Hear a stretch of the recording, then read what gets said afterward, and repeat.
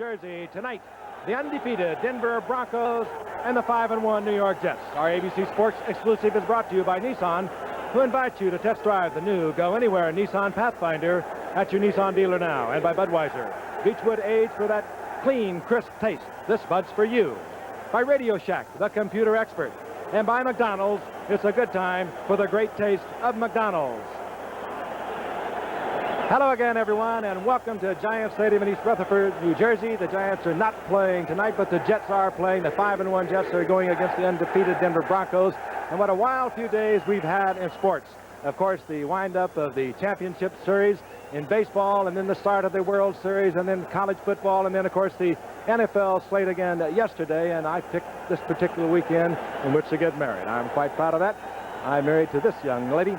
She is a beautiful young gal named Kathy Lee, and she is going to be Kathy Lee Gifford, and she is just as beautiful inside as she is on the outside. And what we really have, once again, is the three-person concept in the booth. Football tonight is Denver and the New York Jets, and it should be a good football game. We're excited about it. The Denver Broncos are a special football team. They kind of win, and they don't make it too pretty when they do it, but they just keep winning. They are the only undefeated team we have right now. Defensively, they play a wild sort of a game. They're not big, but they move around, and it's all centered around a man named Carl Mecklenburg, and we're going to see a lot of him tonight. Offensively, they have a rising young superstar in John Elway, and while he is great right now, he is going to be one of the greats of all time, I think, and I think a lot of people agree with me. There he is. He can do it all. He comes out a little bit nervous at the beginning of the football game, and when he settles down, he is deadly. If he keeps the Broncos close in any given game, and they are close at the end of it, well, you have a pretty good odds-on chance that he's going to pull it out and come away with the victory. Going against the Jets tonight, well, the Jets do feel they are underrated, and they have, well, I think they're going to play the best that they have in this season. They are 5-1, they're second best in the AFC. What more can you ask? Well, they'd like to settle all that tonight. And rejoining me after a triumphant tour with the American League Championship Series, Al Michaels. Al, good to have you back. What a way to spend your honeymoon. On behalf of the whole gang, congratulations. Thank you very much. And Kathy just called and she wants you to pick up the laundry on the way home, if you would. Back to real life. Good to be back, and it's a great matchup we've got tonight. And Joe Klecko talked about the lack of respect for the New York Jets.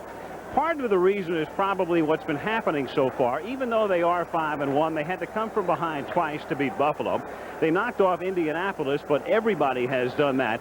They played a perfect first half last week at Foxborough against New England, and then a very imperfect second half, and they held on to beat the Patriots by 7. Also, another thing in terms of the lack of respect would have to do with the fact that the Giants, as the older established franchise, are still #1 in the hearts of the majority of New Yorkers, and they're having a good year. The Mets, of course, are in the World Series, and so what it amounts to is that the Jets, despite the 5-1 mark, are pretty much relegated to the middle or back of the sports section. But they once again want to get back to the top of the sports section, and Pat Ryan has helped to lead them back to that prominence through his exploits. Last week, it was Ryan taking over for the injured Ken O'Brien at New England. And again, O'Brien could play tonight. We wouldn't be that surprised to see him perhaps in the second half, but Ryan played well, especially in the first 30 minutes at New England. And so the veteran will be getting the start tonight at Giants Stadium before a sellout crowd and a raucous crowd as the Jets take on the only unbeaten team in the NFL. Coming into this weekend, it was Denver and Chicago unbeaten, and you all know about the Bears yesterday and their loss to Minnesota. So here we go with Ken Bell and Gene Lang, and that's Bell 35 back to receive as the Jets kick off, and this game is underway at the Meadowlands.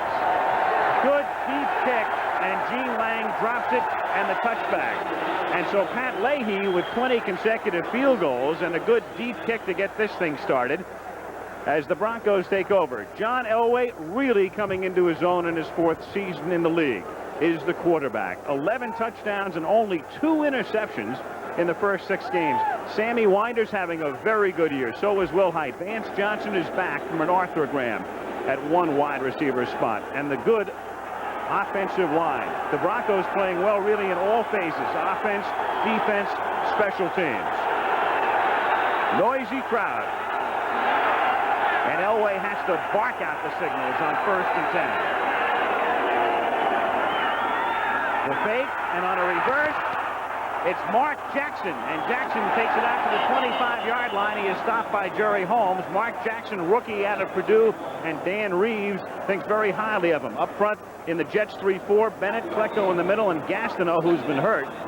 Then the outside backers, Jackson and Crable, with Clifton and Mel inside. Lance, of course, is a very good one. And the very suspect Jets secondary, especially the left side, with Jerry Holmes in that spot right now. Al, I think we'll see more of a 4-down line for the Jets than we will see a 3, because they cannot get the pass rush from the linebackers. They like to go with those 4 up front. You saw it there, and that'll be Klecko in the middle of it. And Wilhite wrapped up by Klecko, and also Bennett leading the charge, number 78. What it really is with the Jets, they don't have the 6'4", 240-pound linebackers that you can bring on the 3-4 in any kind of a blitz. They can bring them, but they're not that effective, so they use a lot of 4-down linemen. They move Gastineau around a lot. Al alluded to the fact that he's been injured, a stomach muscle pull, and it's been very slow in healing. He had his best week thus far of the season, so we could look for number 99 to see a lot more of him tonight. The Broncos out of the shotgun with 3 wide receivers set to the left and the other to the right, and in and out of the hands, deflected and incomplete. In and out of Vance Johnson's hands, and the only break for the Broncos there was that it wasn't picked off. And listen to this crowd. They'll be into it. The Jets crowd, they're a rowdy crowd. Let's look again. Vance Johnson, the speedster, coming from the left side all the way. Now, he's coming back from arthroscopic surgery only a few weeks ago, injured in the Raider game, the opening game of the season. He has to be just a little antsy in there. That went in and out of his hands, well thrown, and it wasn't typical of an Elway early pass. And he usually throws it so hard. That was beautifully thrown. That's Kurt Sohn back to receive, and Chris Norman, who was re-signed as they waved Jack Wheel, who had won the job in training camp as the punter. And this crowd has taken no time to warm up. It's a high kick, average distance, and fielded at the 34-yard line by Sohn, a fair catch. And so the Jets will begin from there after a 39-yard punt. And here comes Ryan, 9th year out of Tennessee, a man who has spent a good part of the last couple of seasons, of course, watching O'Brien, but coming on last week and playing very well at Foxborough. Hector has really done a great job in relief of McNeil, and Page is the fullback. And there are the guys up front. Dan Alexander is the man to watch the right guard. Alexander, number 60. That's Billy Griggs going in motion. And Ryan on first down throwing to Toon. And the crowd with a Toon as he makes the catch at the 41-yard line, a gain of 6.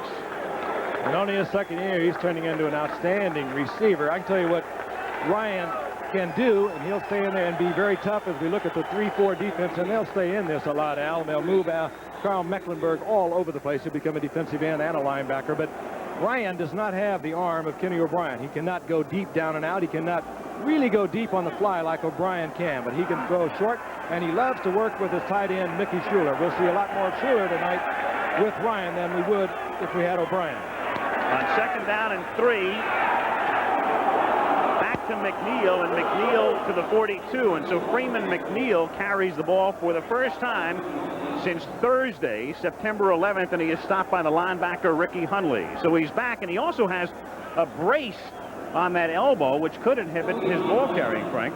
It could very well. Joe Walton was concerned about it. As you can see, the right elbow, if you happen to be with us on that Thursday night, it was one of the worst scenes I've ever seen in football. Dislocated elbows, they are eerie to look at to begin with, but he has been out, of course, for the required 4 weeks. He's back. He never got out of shape because with the elbow, he didn't have to be concerned with the legs. Third and a short 3. That's Billy Griggs in motion. That's Ryan looking one way and then the other. Good pass. First down, 50-yard line, Rocky Cleaver. One of the tight ends, and we will see a lot of 2 tight end offense. We'll even see a 3 tight end offense. Joe Walton believes in it. Let's watch him. He's coming out of the little wingback spot. You see Schuler, the other tight end, 82 below him, and he just drives back into Dennis Smith, gets his first down yardage right at midfield. First and 10 for the Jets at the 50. Early first quarter, no score. The Broncos unbeaten, the Jets once beaten. Hector for a gain of 1. If nothing else, what Hector has done is he's given them tremendous depth, but he's really done more than that. He's created a very pleasant problem for Joe Walton. How does he get Hector into the game more with a healthy McNeil? Put them in there together, I guess, and I think we're going to see a little bit of that tonight. But when Hector came up 4 years ago, even as a rookie, you knew he had a great deal of promise. He has been such a help to the Jets. And McNeil was down. He took over second in the AFC in rushing over 400 yards into tonight. You have to keep him in there. And they're both in together as split backs. On 2nd down and 9, McNeil breaking to the outside. A first down for Freeman.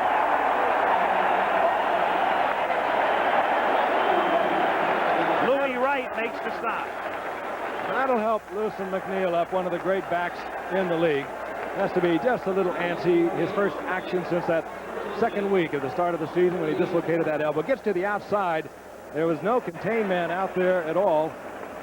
Picked up the first down yardage and moves inside the 40 to the 38-yard line. Could have broken that off for much more. So the Jets with successive first downs at the Denver 38-yard line.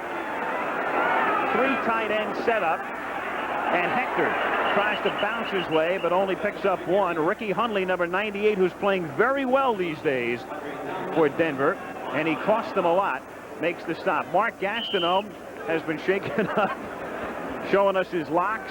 What did he weigh in at, 270, 271 today? He came to training camp to over 280, and they've got him down fairly light now. He's been in all kinds of trouble this year with the knee. He had a groin pull and now an abdominal pull that he is just coming around from. And if they can get him back together, they really need him because he is their pass rush without all that good linebacking help.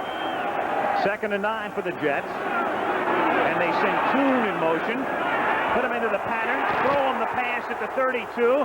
Nifty little move. And then he scrambles down to the 28-yard line. Jim Ryan put the pressure on that time on the passer, Pat Ryan. Toon making the catch and a nice move, and it will be 3rd and very short. Well, teammate Joe Walton is just quite simple. You bring your flanker down. That was the wide receiver coming across the middle, clearing it out, and if you happen to pick, well, so you pick. It's a crossing pattern, and when you get man-on-man coverage, and you flip it out there as quickly as Ryan was able to get it out there, you get the good yardage. That replay showed that he actually got the ball down to about the 28, but they only give him progress to the 31. So instead of 3rd and inches, it's 3rd down and a short 3. Ryan makes that spot academic. He's got the first down as Mickey Schuler gets wrapped up.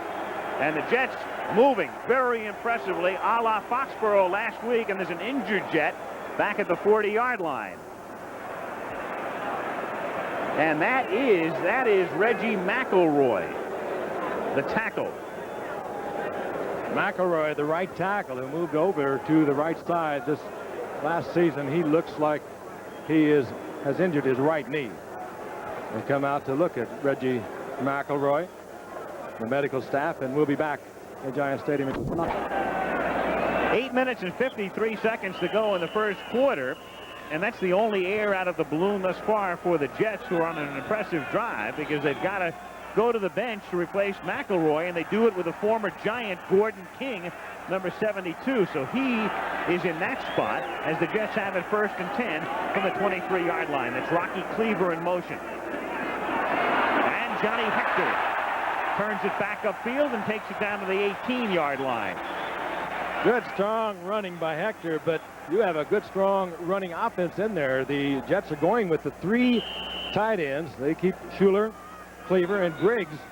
That is very effective, and more than that, the Broncos have not been able to shut off the passing. Ryan is 4 for 4 as we watch Hector cutting back inside. Good cutback runner, cutting back against the grain. Total disregard for the body, and he gets good yardage.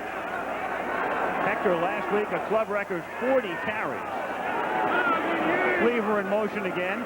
On 2nd down and 6, it's Ryan. Scrambling. Inside the 15, run out of bounds at the 11, and a first down. Rocky Cleaver with a nice block. Cleaver taking out Tom Jackson to allow Ryan to get that first down. You have those 3 tight ends there, and they're all over the field. Cleaver gets a good block to provide the first down for Ryan. Here it comes, number 89, working against Jackson. And that allows Ryan to get inside the 15, down close to the 12-yard line. But so far, Denver has not been able to shut off the passing with the 3 tight end offense. And if you can keep them in there, you for certain are going to be able to run the ball well. McNeil is the running back in this set.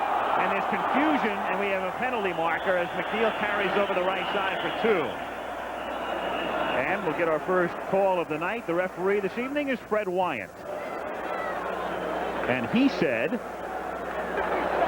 encroachment, number 57, first down. And then they moved the ball 5. Tom Jackson was the man across. Very quick, still in his 14th year. Danny Reeves, head coach of the Denver Broncos, in his 5th year. He's done a tremendous job there. Almost disregarded everything that he picked up from Tom Landry. Not the philosophy, of course, but the system. And he came 5 years ago, and he served under Landry as a player or a coach for 16 years. First and 5 from the 6. Inside handoff. Hector fights his way. Touchdown. Yes. And Dan Alexander threw a beauty. The guard, number 60. Hector breaks it back against the grain, as good as any back playing right now. Watch this. Alexander is 60. He gets the key block on it, but Hector reads it well, plants the left foot, breaks it back, just uses the power, and he is a lot stronger, and he said it this past week, than I thought I was, because he has really filled in for the injured Freeman McNeil while he's been gone. So 3 tight ends in there, Al, they make a tremendous difference in your ground game, and so far Denver, they're not very big on defense, and they've been unable to handle it. Hector last week with those 40 carries, which was a club record, and 143 yards, and he also scored 3 touchdowns. So this one beginning very much the way last week's game at Foxborough started. I say the Broncos aren't big defensively. Well, they aren't big compared to a lot of teams as they look in the NFL video replay unit as to whether he did indeed get in or not. We're going to look again, and they are looking up here.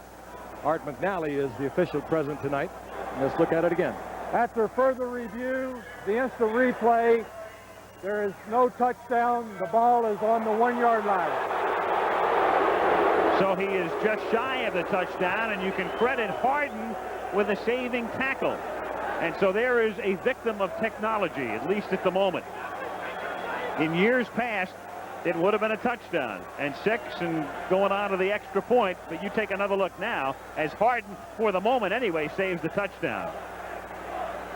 He went down before he broke the plane with the ball, and it is a good call.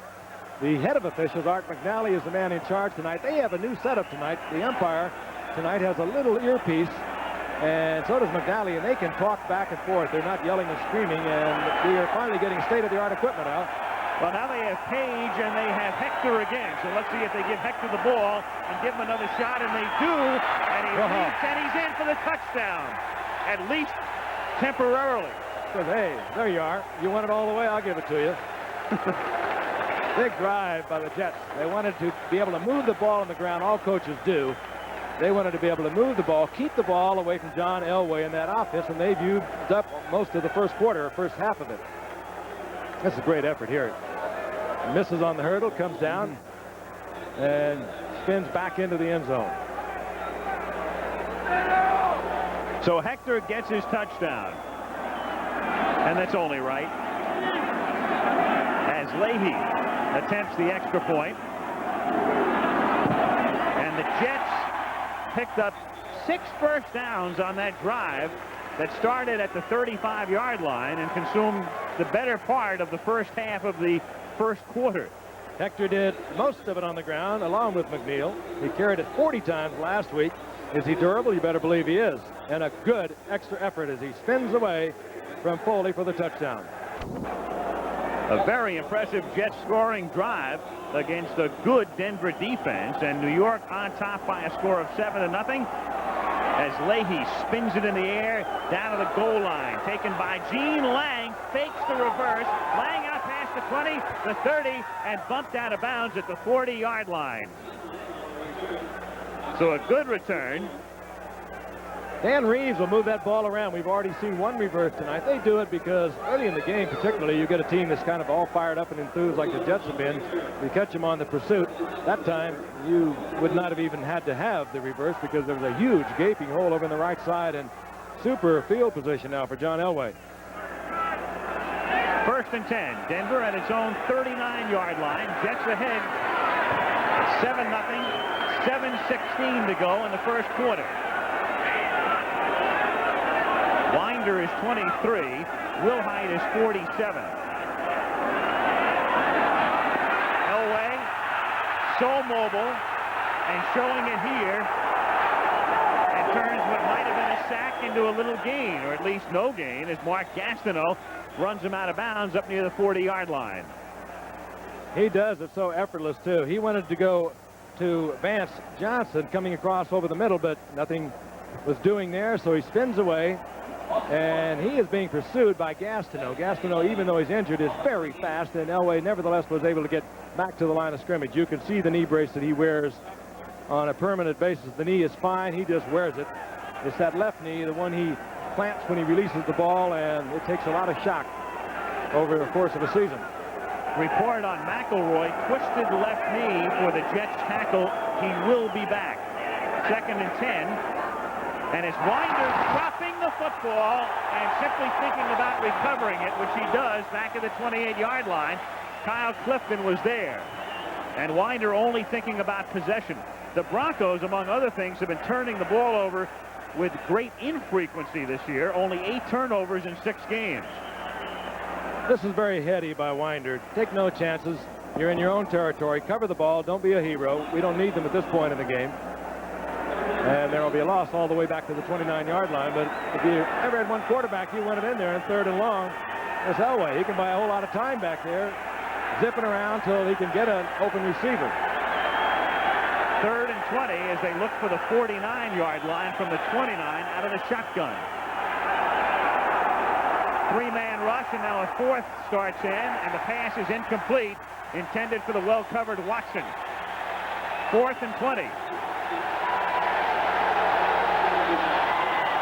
We know where we are playing tonight. This is a fired-up Jets crowd. Jets gave them a good season a year ago, 11-5. They went to the playoffs, beating out the Broncos, who were also 11-5 with the playoff elimination combinations. Kurt Sohn, the Fordham Flash, who's back at his own 25-yard line. And Chris Norman, who was the Broncos punter the last 2 years, was beaten out by Wheel and then went back home to Albany, Georgia, gets the call again, and it's not a very good kick, and takes a sideways bounce, and it will stop dead at about the 34-yard line. And thus the Jets will begin drive 2 from just about the same spot they started drive 1 after a 38-yard punt. 7-0. We talked about the Jets and their seeming lack of respect. One of the reasons right there, as you can see, and the Bills are on there twice because they played Buffalo twice, 14 and 28. But the schedule does get a lot tougher for the Jets, especially over the next month, as they begin this drive from their own 34-yard line on 1st and 10. And Ryan drops it off of Freeman McNeil, and McNeil slipping. Nice move, cuts back to the inside, gets loose, and McNeil takes it all the way to the 43 of Denver. Beautiful run by McNeil. Following his blocking, McElroy had come in at right tackle once again. He's limping off again, and we'll take a look at it again. Just a little flip out to the right. And Joe Walton again keeping Ryan with those good percentage passes. Gets a block out front. Good block out front. Turns it upfield. And nobody cuts back any more quickly than McNeil. And he gets a first down. He's in Denver territory. What they're doing, and Joe Walton has to be pleased, using the 3 tight end offense or 2 tight end offense, getting a lot of extra blocking. They're able to move the ball, keeping Ryan out of trouble while they do it. This is Hector.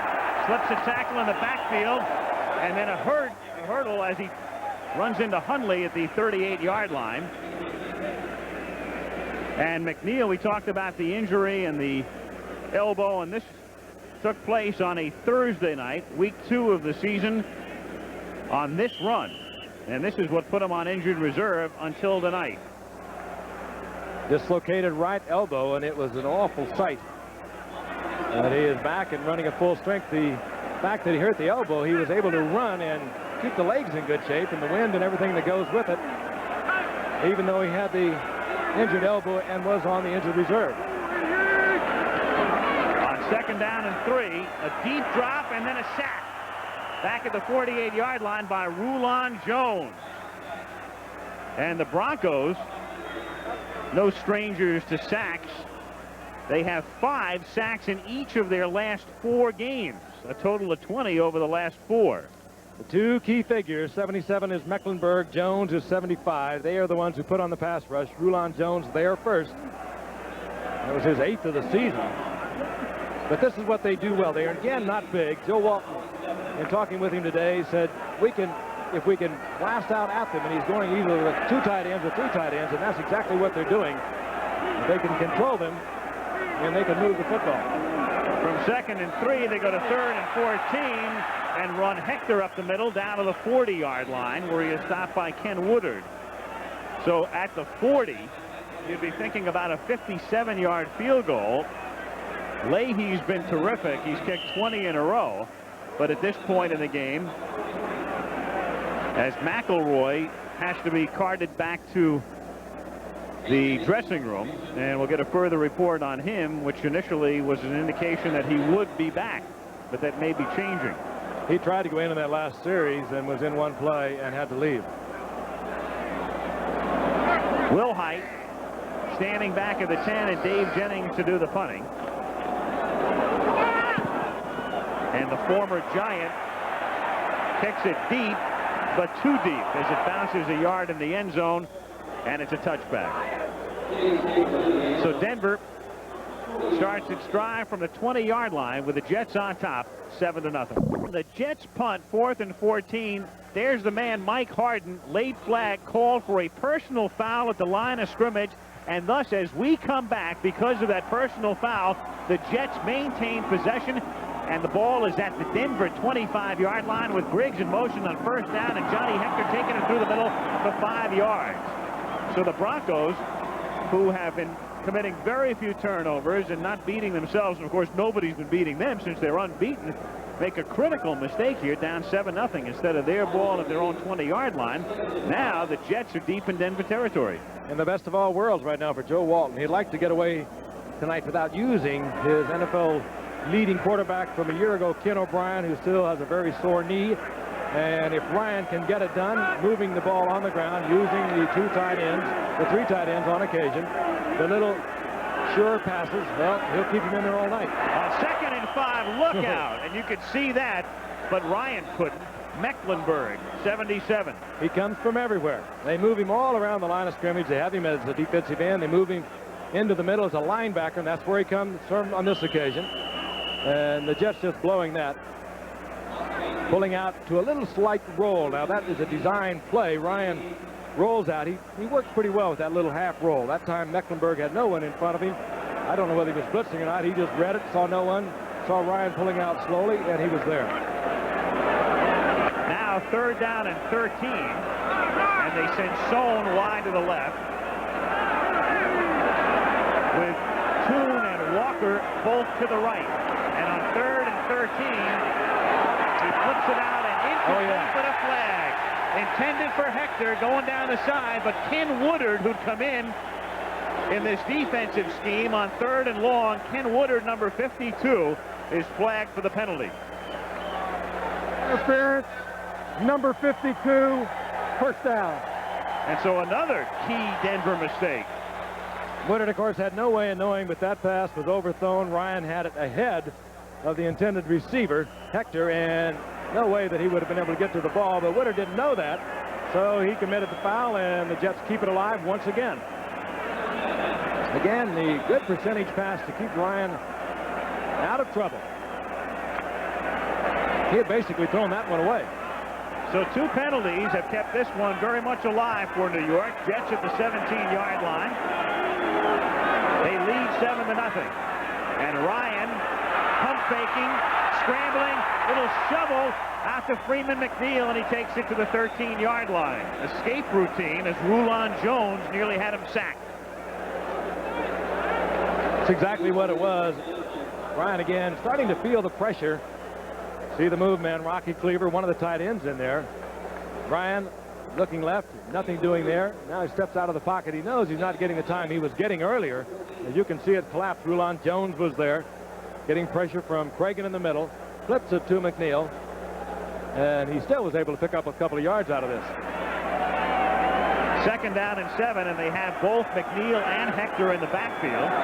And off the quick count, it is Hector taking it to about the 12. Short gain, and the longtime veteran Louis Wright in his 12th year out of San Jose State, number 20, makes the stop.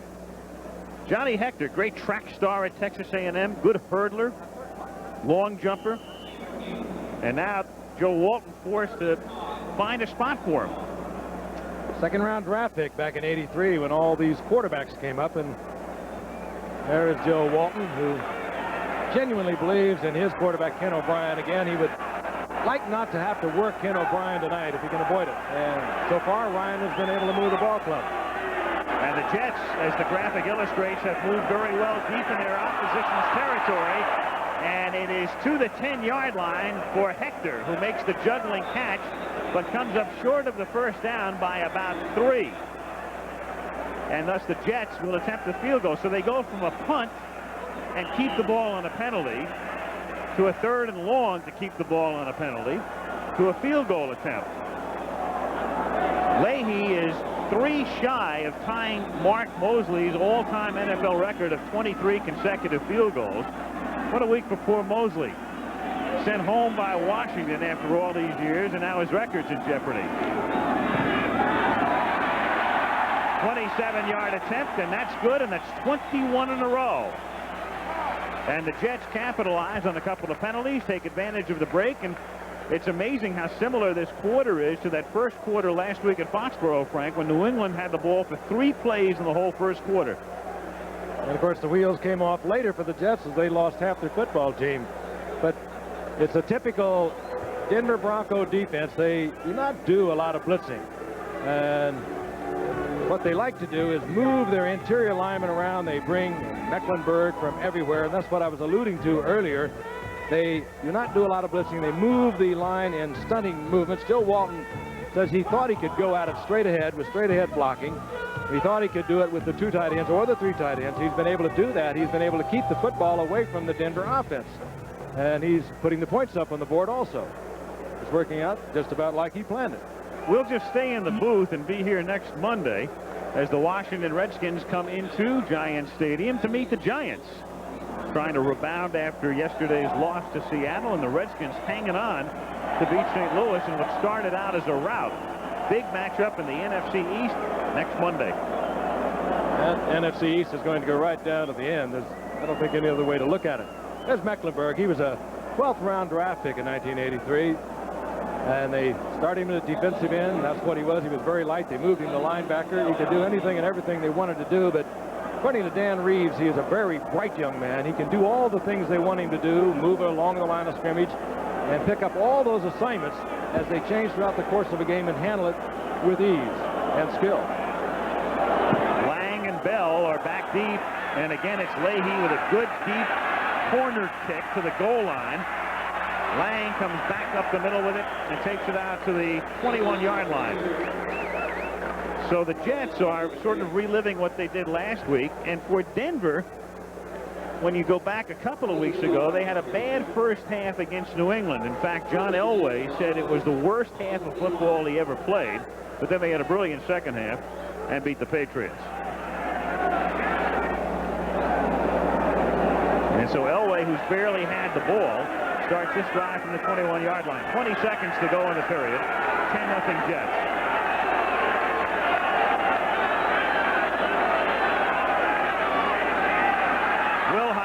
Cuts it back.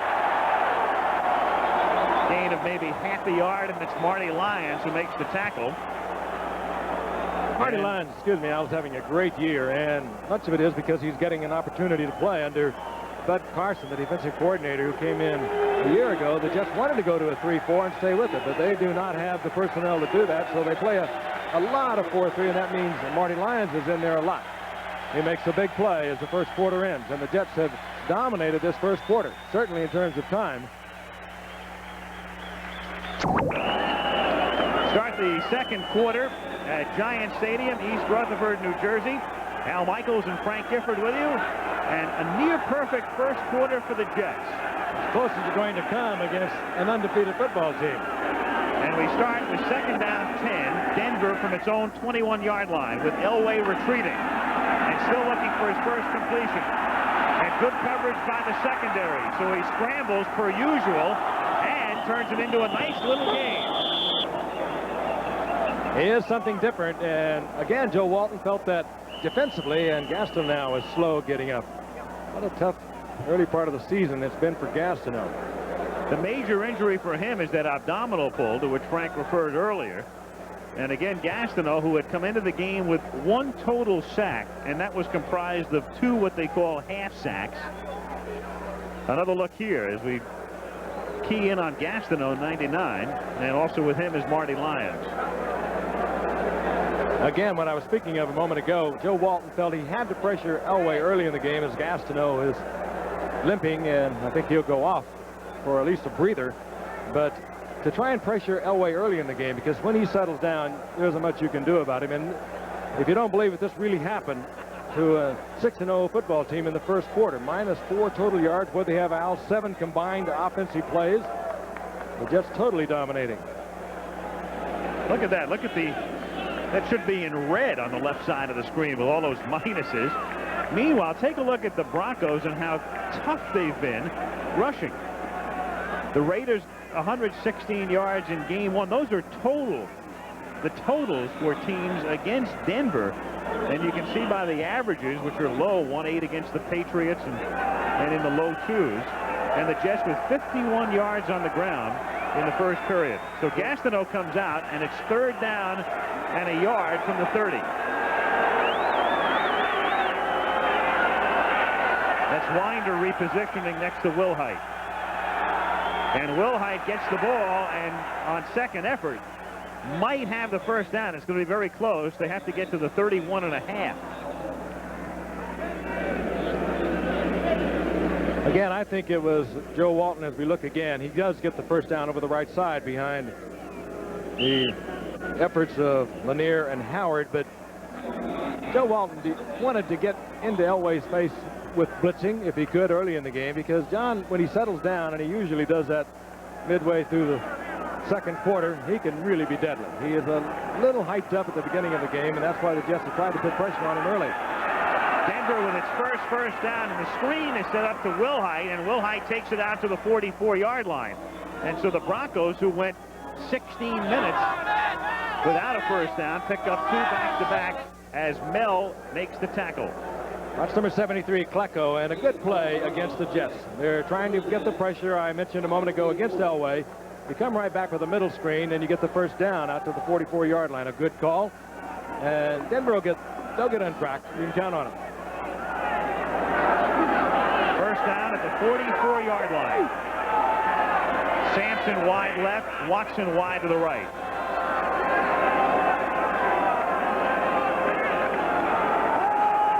Elway stepping up and stepping out and throwing to a wide open Clint Sampson, and he drops the football. This man can get out of more trouble. He makes it look so easy. Watch him again. He settles down. He doesn't do anything desperate anymore now in his 4th year. He is very calm, very collected. He's very confident. Gets away from Gastineau and looks downfield. He has the receiver, almost catches it for Sampson, but he doesn't. But a good move once again by Elway. He makes it look so easy back there. Elway 1 out of 4 for 12 yards. Jets on top 10-0, 13:20 to play. First half. Shotgun.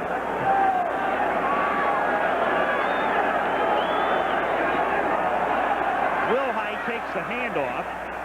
Works out to the 47-yard line. Gain of about 3. 3rd and 7 upcoming.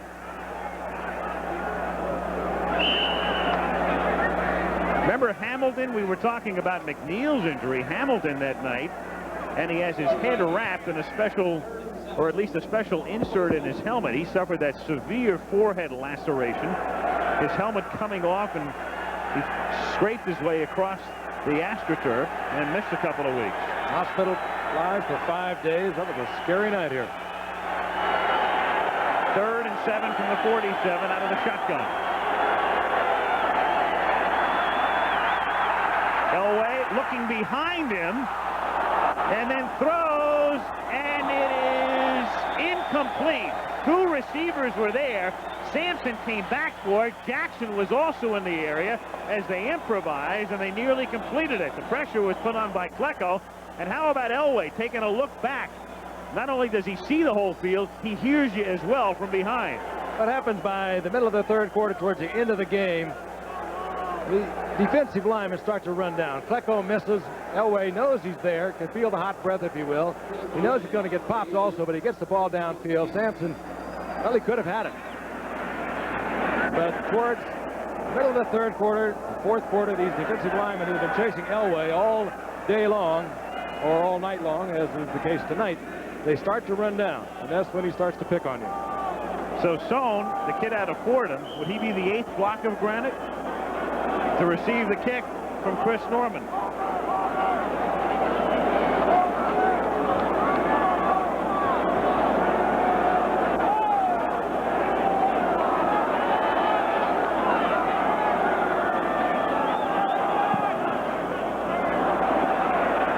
Short kick fielded at the 12. Sohn past the 20, 30, and runs into his own man, and down he goes in a heap at the 43-yard line, and it's Norman who'll get credit for the tackle. Good run back. And Joe Walden's type of football player. He loves Kurt Sohn. He'll play just about anywhere you want him to play, anywhere on the special teams. Total effort. And he takes the somersault, but a good return on yet another bad kick. IBM presents You Make the Call. Steve Fuller of the Bears passes deep downfield for Dennis McKinnon, who was contacted in midair by defender Scott Case of the Falcons, who is intent on intercepting the pass. Now, you make the call. Is this a legal play? What call did you make?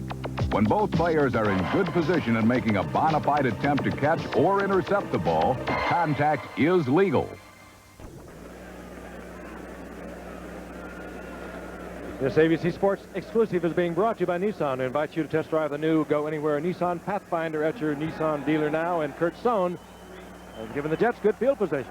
26-yard run back after a 36-yard punt. Jets have the football at their own 43. 12-14 to play in the first half. 10-0 New York. Ryan getting the start again. And a marker is down, intended for Walker, who looked back late. And Walker covered on the play by Mark Haynes. Here's the call. Pass interference, number 85. Against Walker, so offensive pass interference pushing off. Walker working against the former All-Pro with the New York Giants, Mark Haynes, who had his position, and Walker just drilled right into him. You'll see it right here. Haynes playing it really just straight away, had his position. Walker came in, put the arm up there, and foul very obvious. Haynes, by the way, just coming back from a pulled thigh muscle, and they plan to use him a great deal over on the right side, although Mike Harden at the right cornerback has been playing an awful lot. But Dan Reeves will play every bit of his personnel on defense and play a lot of it. 10-yard penalty, and thus it's 1st and 20, and it's Sohn rapidly in motion. And another flag goes down as Hector takes the ball out to the 41-yard line. The Jets, of course, are also working with a line right now that has Gordon King spelling McElroy. Report on McElroy, a retwisted knee, won't return. Offside, number 73. Offside was Simon Fletcher. Here's the other 73, Klecko, getting a little breather. He has had a great season thus far. He's a great football player. He's been to the Pro Bowl 3 different positions, defensive end in the old 4-3. He's been there as a nose tackle. He's been there as a tackle in the 4-3. As far as their offensive line is concerned, we're talking about King, and he's number 72. Also, keep in mind, Joe Fields is hurt and out, and Guy Bingham, 64, is the center. So a retooled offensive front for the Jets. First down and 15 from the 38-yard line. Ryan throwing to the outside. It's Toon at the 48-yard line, and he's across the 50 to the 49 of Denver. Mark Haynes run him out. On this series, as we begin the second quarter, Walton has the 3 wide receiver offense in there now. There's Sohn, number 87, Toon on the outside. And so now Ryan is trying to get to those outside people, and he does so right in front of Mark Haynes. And when you have Mark Haynes out as long as he's been out with that full thigh muscle, well, even though he has been a Pro Bowl cornerback in the past with the Giants, you have to test him, and you have to test him with one of the rising young stars in this game, Al Toon. 2nd and 1. Ryan deep for Walker. Nice play. Batted away. Steve Wilson, number 45. Batting it away. Wilson, 8th year out of Howard, and kind of one of the forgotten defensive backs, but a very valuable man for Dan Reeves. I think had Ken O'Brien been on the throwing end of this, it would have been a different story. I mentioned at the very top, Ryan really does not have that strong arm to go deep. It's not a pass that Joe Walton likes to call a great deal with Ryan in there, but it's one that at least you can keep the defense honest with every now and then.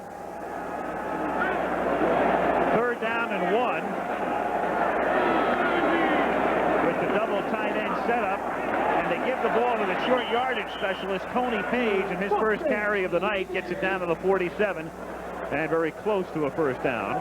11:40 remaining in the half. First down, New York. Toon, as you look at Page, Toon making 3 catches thus far tonight. Frank talking about his leading the league through 6 weeks. Gary Anderson of San Diego, who caught 11 passes yesterday in that wild one against Kansas City, had taken the lead with 41, but Toon now with 3 tonight is back up on top. Leads the league with 42 receptions. Yeah, Joe Walton is choreographing this game just as he wanted it to be. He comes back with the 2 tight ends now. Trying to go back to the ground game. Hector moves the pile down to the 41-yard line. Gain of close to 6. 2nd and 4.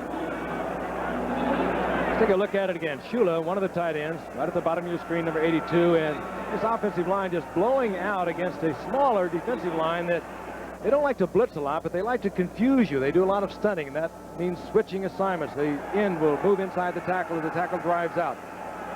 They don't blitz that much, but they like to confuse the blocking, and the Jets are just blowing it out straight. On 2nd and 4, Hector takes it to the 38-yard line. Stopped by Ken Woodard. 3rd and 1. A long one. What a night it would be for Walton in so many ways, Frank. If they win, they're 6-1. They'd maintain a 2-game lead. If he could keep O'Brien on the bench and have him back to 100% next week, if he could spot McNeil and let him work himself back in, well, that would be optimal for New York. That's exactly what he's hoping to do. And of course, with Denver only down by 10, that's sort of meaningless here in the 9 minutes remaining in the first half. They can explode very quickly. 3rd down and 1, and Ryan's going to throw, and Ryan under pressure, and so is the receiver, and a flag is thrown late. Briggs, the intended receiver, and the Broncos are furious. Wyatt gets the message from the field judge, Pat Mallett. Pass interference, number 45, first down. Steve Wilson.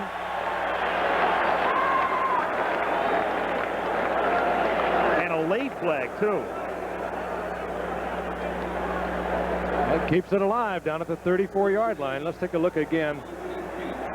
This little half roll was put in for Ryan. He works better when you can roll him out to the right. The Broncos have been getting to it very successfully, and there is the interference call working against Griggs. Well, Steve Wilson. Real marginal. Through the middle and down to the 25-yard line. You know, this can be self-generating. They are really blowing Denver off the line of scrimmage at the moment. So now it's McNeil, and they can have McNeil do it, and they can have Hector do it, and Page for the short yardage, and look at the offensive unit work. 3 tight ends. Good block. And Gordon King with a good block down from the tackle position, filling in for McElroy. Explosive effort by Freeman McNeil. He's close to another first down. Second down, 1. That much time remaining now in the first half. McNeil's carried the 20 yards, 3 carries. And carry number 4 should have a first down. And there's Toon ready to come in with the next play from Joe Walton.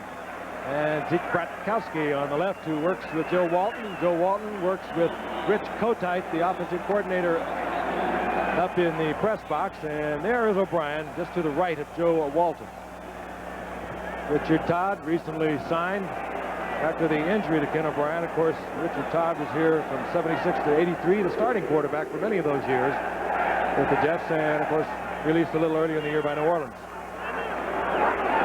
First down, New York from the 23-yard line. Hector stopped at the 21. You know what happened this week, of course, with Richard Todd is they made him play Elway on the scout team, or at least emulate Elway, which was not what you would call something out of central casting. I wouldn't say impossible, but certainly implausible. There he is. That's one of your quick-footed ones. But they got the idea anyway. Second down and 8. Hector, who last week gained 143. Broncos have just not been out there offensively. No. Second and 8 from the 20. That's Toon in motion. And going back the other way, Hector makes the catch, and good night at the 19, says Ken Woodard. One-on-one with him. 3rd and 7 upcoming. Jets had to be very concerned with McNeil's injury. Hector, they knew, was a good back, but they were probably wondering just how good and just how durable, and he has summarily answered those questions the last few weeks. 3rd and long, 3rd and 7, and now we bring Wesley Walker back in, Toon back in. We're down to the 1 tight end, and this is Mickey Schuler territory down here, and Ryan likes to go to it. And they send Schuler in motion, and then run it the other way with McNeil to the outside, and a first down to the 8-yard line. They had it, all of the big guys, Toon and Walker, were they to throw, and Schuler going to the right side and ran it back behind Bingham and Banker. Good First call down by Walton and Kotite, the offensive coordinator.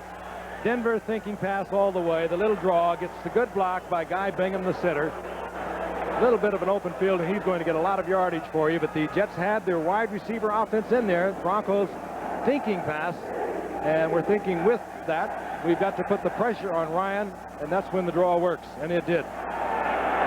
Broncos came in favored by 3.5. Jets lead 10-0. First and goal from the 8. Hector stopped at the 6-yard line, trying to follow number 72, Gordon King, and the play broken up by Woodard, number 52. Almost a frustrated look in this Bronco defense. And they are being nailed and driven off the line of scrimmage throughout the entire first half, and the Jets dominating the game, even though they only lead by 10-0. They have had the football almost the entire first half. The Bronco defense, they're just not used to this. Second and goal. And they give it to Page, and he gets 2, and it will be 3rd down and goal.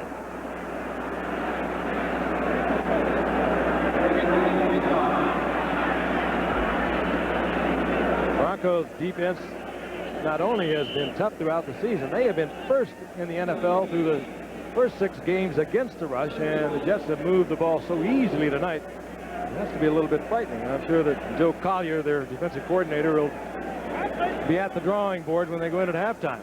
Now the Jets, as you can see, that's 11 out of 13, 86%. They've scored when they have the ball inside the 10. They've scored a touchdown inside the 10. 3rd and goal. And Ryan gets sacked back at the 8. That's a pretty big play right now, because it means they're going to have to settle for 3. and Denver will keep him within 2 touchdowns. Mecklenburg, number 77. Who else? He is everywhere. They just could not keep him out of the lineup after he had shown as a 12th round draft pick that he could do it all. Former defensive end of Minnesota when he came up. Put him there. He did it okay there, even though he was light at about 230 pounds. He beefed up. They put him a linebacker. Now he does it from every position. 25-yard field goal for his 22nd consecutive field goal attempt, and that one is absolutely, as Dan Jenkins would say, dead solid perfect. And he liked the distance. Keep that string alive. 4:08 to go in the half. It's been all Jets. 4:08 to play in the half. Al Michaels and Frank Gifford with you from Giant Stadium, East Rutherford, where the Jets have dominated the first half. Leahy has kicked a couple of field goals. His kickoffs have been very good, and this one is not an artistic success, but goes to the 4 on a bounce where Lang takes it and brings it out shy of the 20. So good coverage by the Jets on the kickoff return, and Denver starts deep. Tom Baldwin making the stop, and Ryan doing the job again this week. And O'Brien waiting with the jacket. And again, Joe Walton would dearly love to keep O'Brien on the bench throughout this game, and so far this game has been choreographed like a work of art. It was exactly what Joe Walton said he would like to do against what he thought was a very confusing defense, but one that was not all that big. If you went right at them with big people and used those tight ends well, then you could move the football. He's done just that. First down from the 19-yard line as they send Watson in motion, and Elway under pressure throws off balance and incomplete and out of bounds, intended for Clarence Kay, the tight end. Working beautifully. The other thing that Joe Walton wanted to do, he wanted to pressure Elway, and he wanted to pressure him early in the game, and that's exactly what they've been doing. Good football game for you. CFA football this Saturday. Coverage starts at 3 Eastern time, and Penn State unbeaten, coming off their rout of Syracuse and ranked 5th, taking on Alabama, ranked 2nd, and coming off their big win over Tennessee. So the Crimson Tide, the Nittany Lions, CFA football Saturday. And we'll keep you out of the Pac-10 tonight. We have some scores to report from the Pac-10 from Saturday, just in case you missed them. 2nd down and 10 from the 19. Elway, sack, Bob Crable.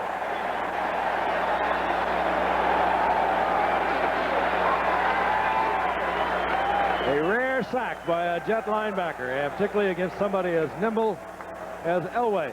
But the sack is all the way back to the 11-yard line, and Elway was trying to get deep to Vance Johnson.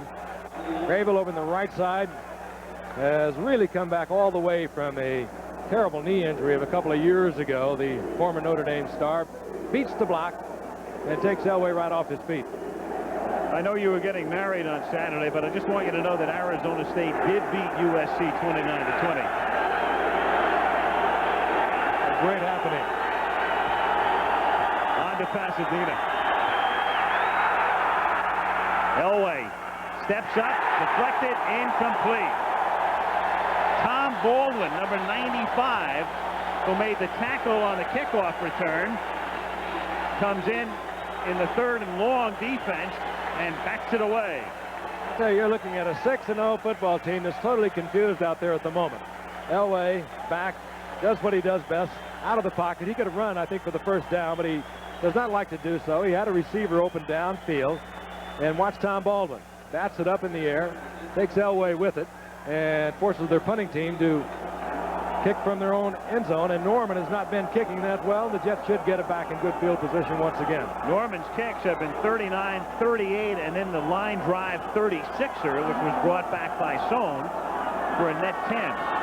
3:14 remaining, and that's not a very good kick either. Fielded at the 48-yard line by Sohn, breaks it to the outside, inside the 40, the 30, and down he goes at the 25.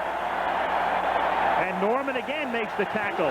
And when your punter makes the tackle, you're in trouble. I'd hate to see the way Jack Wheel was punting when they released him for Chris Norman.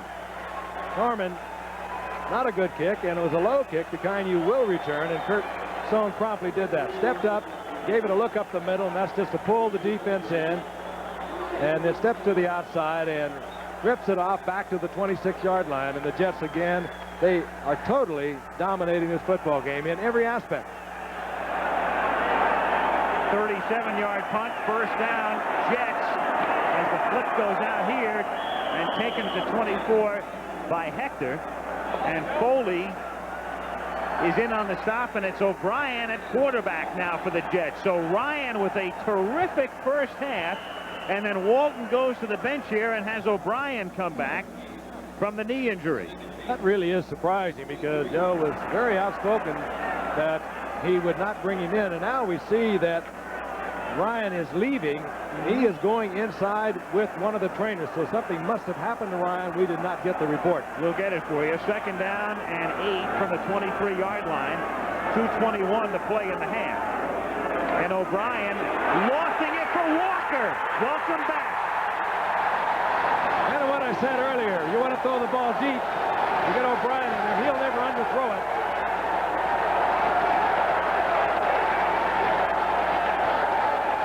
This is one of your basic blowouts thus far.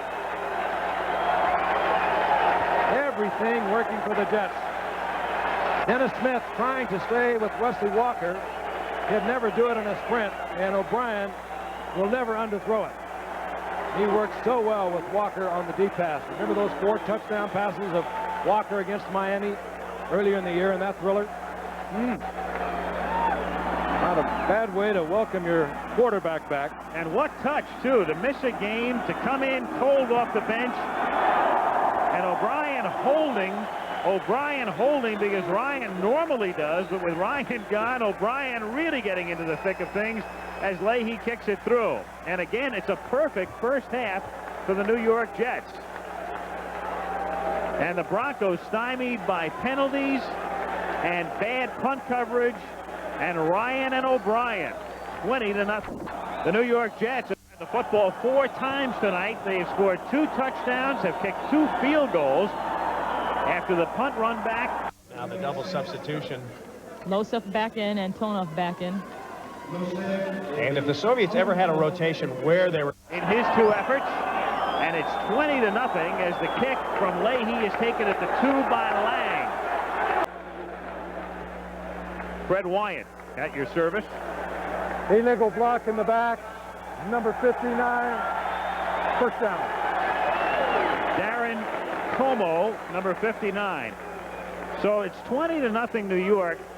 A little deja vu in a way. Last week the Jets so spectacular against New England, but New England came back to close within 7 and were driving at the end when a fumble ended that one. And for Denver, they have to be thinking back to their New England game and that terrible first half. And Elway said it was the worst half of football he's ever played. And when that baby was over, Denver had won it 27-20. He'll be able to put this up against it. Their 5th possession of the night, they gained 15 yards of offense.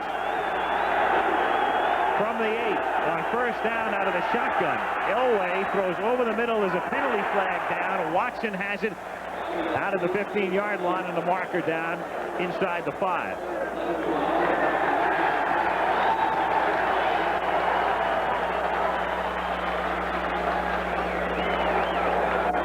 Illegal motion, number 76. Number 76 is Ken Lanier. Reeves says, what? When it comes unglued, it comes unglued. The Bears yesterday at one point, the other undefeated team, they were down 23-0 at one point before ultimately losing to Minnesota.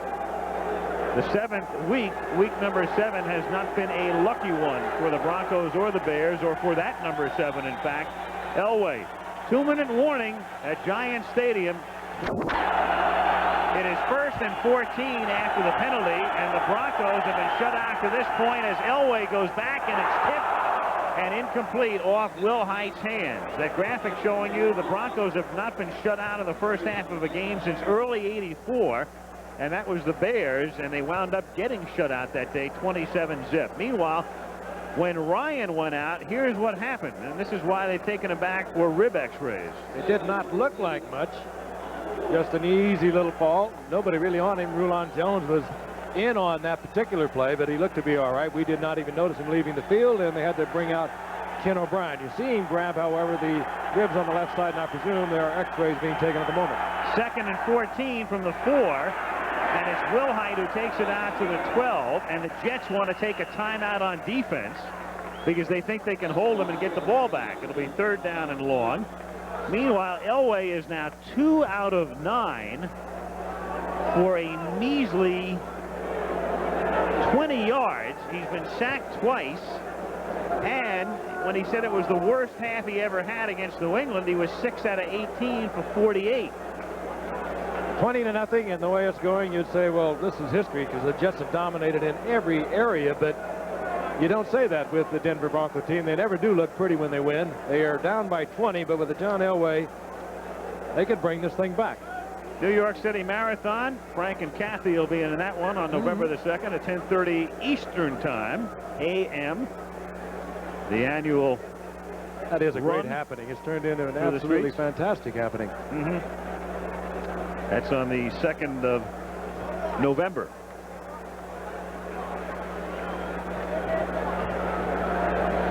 Great schedule of games upcoming for us, of course. Next week, Washington here against the Giants.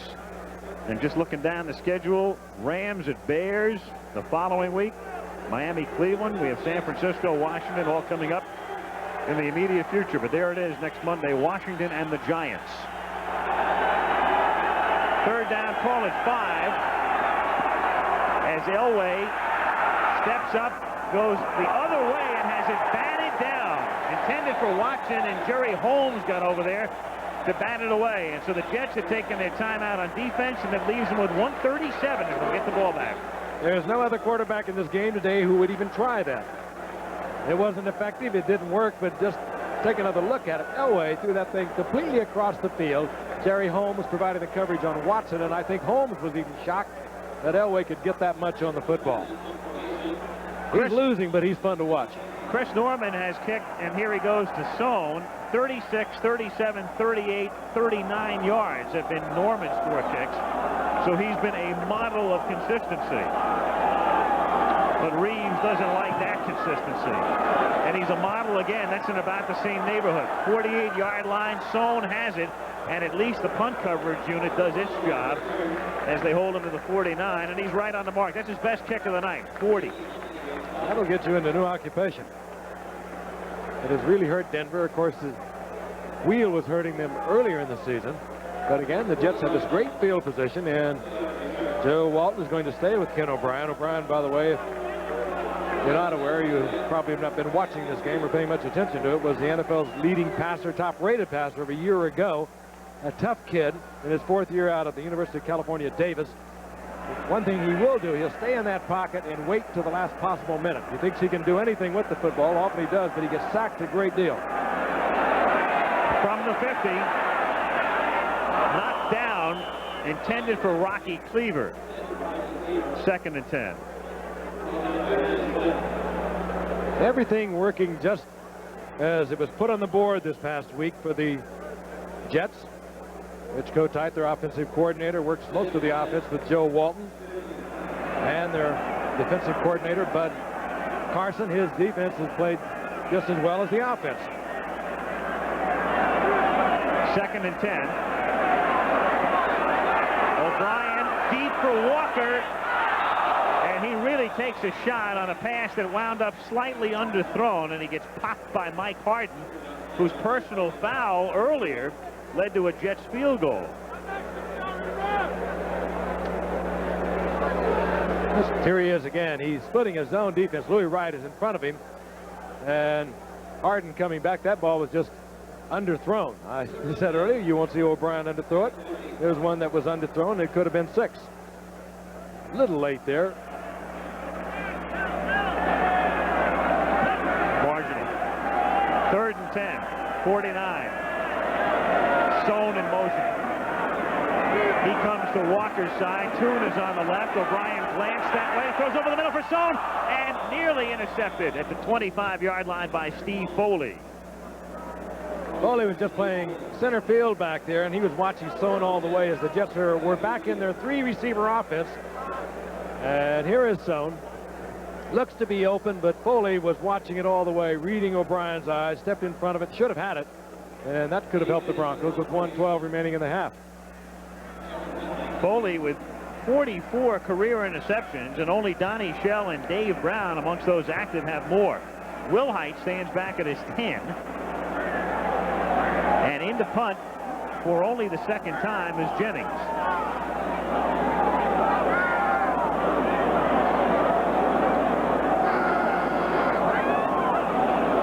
And this is the 1,041st punt of Jennings' long and illustrious career, and it bounces at the 15-yard line.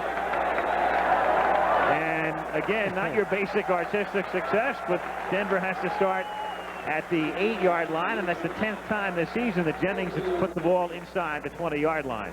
Mark of a good kicker. At least it's the measure of a good kicker, how many kicks inside the 20. As so often happens, though, when it's going your way, it goes your way completely. Jennings got a terrific bounce off that. The Broncos, less than a minute, 59 seconds on the clock remaining. They're down at their 9-yard line. You don't want to get terribly risky down here because you're down by 20, but you can come back from that. You turn it over again and give the Jets 7 more, even 3 more. Well, right before the half, that could really hurt. 1st and 10 Denver from the 8. Elway from the gun. Look out. Gastineau spins him, but there's Elway, and they did not rule in the grass. And now he dumps it and somehow completes it to the 16-yard line, and Wilhite makes the catch. He is fun. Really in the grass. He was in the end zone, I think, 3 times. Did they get him in the grass? It's funny because we've seen some almost ludicrous in the grass calls. I'm thinking about that one in the Green Bay-Chicago game. And if Green Bay-Chicago was in the grass, this was a sack in the dirt. You do have to control him, though. He spins away from Gastineau. He was not in the grass there. Now he'll step across the goal line, and maybe the officials may be a little more judicious about their call. And that was amazing. He was able to get that ball away. He just strong arms it. That was Bennett. It looked all right. He makes it all look like it's difficult. Here he is across the goal line, back into the end zone. Very confident in what he can do with the football. That's amazing. Elway, a great star from day one, really. He's a kid who grew up with a great knack for sports. His father coaches Stanford and has been a long-time coach. And I said to his father, I talked to him today on the phone. He was in Palo Alto. I said, when did you know you had something real special in your son? And he said, when the neighbors started to complain about him throwing rocks, that he just loved to play. What you going to say? When we burped him. Yeah, could have been. Been a star all his life. Probably the same day. 2nd down, 1 from the 17-yard line. Sewell and Wilhite are in there flanking Elway. Wilhite stays in the block. Penalty flag is thrown, and the pass is a one-hopper to Sewell. That flag is in an area where you're probably going to get the holding call.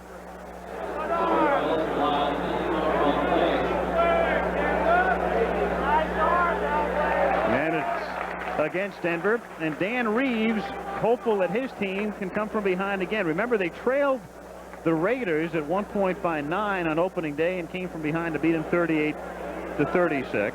They had the miserable first half against New England, trailing 13-3, and came from behind to win that 27-20. Holding, number 64, 2nd down. That's Billy Bryan, the center.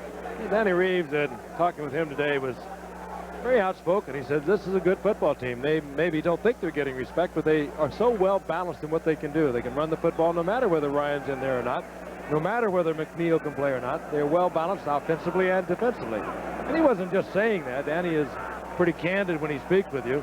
He was very concerned about it. And as you can see, I think he just wants to get off this field in the first half. He was looking at his chart a while ago, and there's nothing on that chart that's going to help what's happened thus far in this first half. They've just been outplayed emotionally and in every way. It is 2nd down and 10, and Elway nearly getting it, and they call it this time. This time they call it. Oh, yeah. And then the Jets compound it as a fracas breaks out, and it was Keith Bishop, number 54, right in the middle of things. And I think they may have flagged him initially, and then the melee really starts. And so they don't call in the grass when they had 2 opportunities earlier on marginal calls, and this time they do.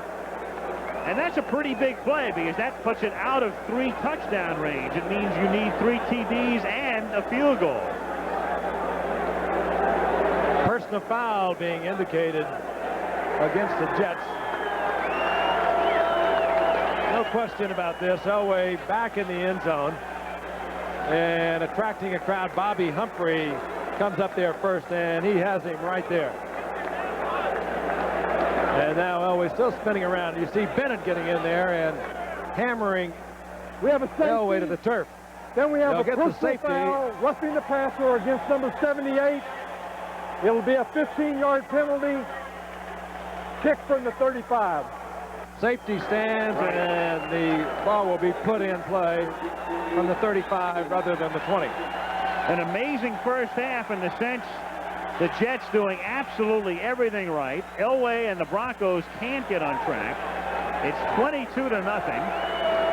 And again, it's a very big play in as much as we know Denver is explosive and they can score and they've come from behind, but now they're down by more than 3 touchdowns. And as you can see, the safety had already been called there before number 78 Bennett came in. Bennett slamming Elway to the carpet. Joe Walton again has everything going his way, and as I mentioned earlier, that hurts a great deal. It isn't so much the 2 points because the Broncos have proven many times they can come back, and they have a lot of confidence in themselves and their quarterback, but you get that right before the half, before you go into the locker room. That does hurt. They have been a notoriously good second half football team, but now they are down by 22 and they lose 2 more right before you have to go into the locker room and talk it over, but they are being totally overwhelmed. The Jets can move the football, but defensively they have just been annihilated also. 3 out of 11 for Elway. Humphrey gets the sack, by the way, and Humphrey was a receiver, so when all of his marks go into the football register, you'll see receptions and yardage and sacks. You saw 3 for 11 by Elway, but he had people in his face every time he went back to throw the football. That's when you get bad stats. You can be the greatest quarterback ever come down when you have somebody looking you right in the eyeballs, blowing a little smoke in your face, and chasing you out of the pocket every time you drop back. You're not going to have very good numbers. Free kick now, and again, after the penalty, the kick is from the 35-yard line. And a terrible kick again by Norman, a little punt that is squibbed and caught at the 28-yard line and running up and out of bounds for the Jets is number 76, and that's Big Ben Rudolph.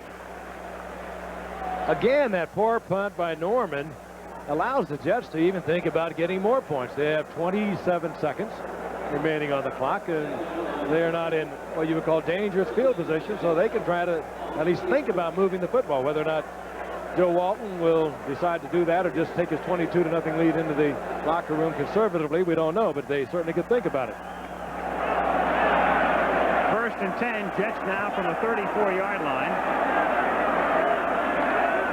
And they'll be content with Hector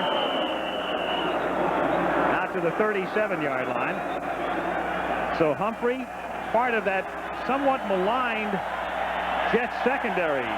But the Jets offensively and defensively and special teams. Okay, we start the second half. Al Michaels, Frank Gifford, East Rutherford, New Jersey. John Elway loosening up, but he'll have to wait a while because the Jets are receiving as we start the 3rd period. Rich Karlis puts it in the air, and JoJo Townsell, the former UCLA Bruin, comes out from the 6 past the 20 and is dropped at the 23-yard line. And so the Jets begin from there. And coming back into the game is Ken O'Brien, who took over for Pat Ryan late in the first half, completed his first 2, 1 for a touchdown, and then threw 3 incompletions. And we mentioned when he did come in, this was the top-rated quarterback in the NFL of a year ago. Class of '83 that included Dan Marino, John Elway, Tony Eason, Jim Kelly, Todd Blackledge. Wild group. Report on Ryan: bruised ribs, can return if necessary. First down from the 24-yard line, and Hector begins the second half by getting racked up at the line of scrimmage by Tom Jackson. That's Regis in there, isn't it? Indeed she is. Look at these numbers. They're absolutely bizarre. Time of possession, incredible. This is a 6-0 football team, and they have been embarrassed in the first half. And if that first play defensively was any indicator, the play by Tom Jackson, the loss of a yard on the running play, well, we are going to be watching a different football team. 2nd and 10 from the 24-yard line.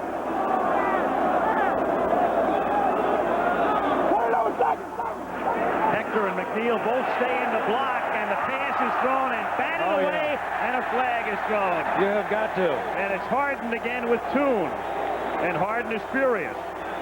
Unlike the first half, Joe Walton brings out his wide receiver offense. That means Toon and Wesley Walker. There's no question about this call, as Toon was man for man against Mike Harden.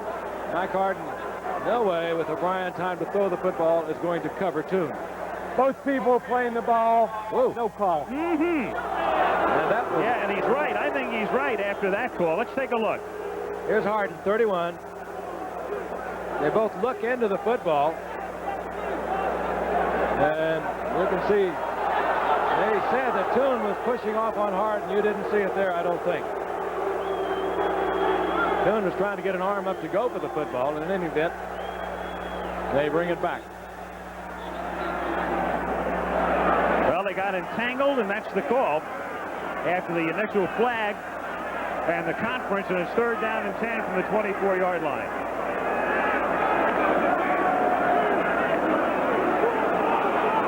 McNeil on a sweep to the 27-yard line, and thus the Broncos a good and auspicious beginning defensively to the second half, and they'll get the ball right away. I think we're going to see a lot of that in the second half with O'Brien in there, as Joe Walton is forced to go with his quarterback, Ken O'Brien, who really isn't ready to come back from that knee injury. They wanted to give him another week if they could. When you get an obvious passing down, you have this kind of a lead. Well, you come with the draw, you come with the sweep, and that's what we saw right there. Don't put him into the obvious pass rush situation. Gerald Wilhite stands at his own 28-yard line. Jennings to accept the snap from the 11. Wobbly kick, not real good, but takes a decent Jets bounce and is down at the 34-yard line. And the Broncos will begin from that point after a 39-yard effort by Jennings. And so Elway, after that desultory first half, comes back out to start period 3. They get good field position to get us started here in the second half, and I think we're going to watch a different football team. They were embarrassed, the 6-0 Bronco team, the only undefeated team left in football, down 22-0 at halftime. They have a good start at the 34. Complete out to the 46, and it's Clarence Kay, the tight end, who takes it out to the 48. Also, if you're going to be embarrassed, you don't want it to be on Monday Night Football. You're going to get embarrassed, it might as well be point to point. Well, I think we'll see something very different.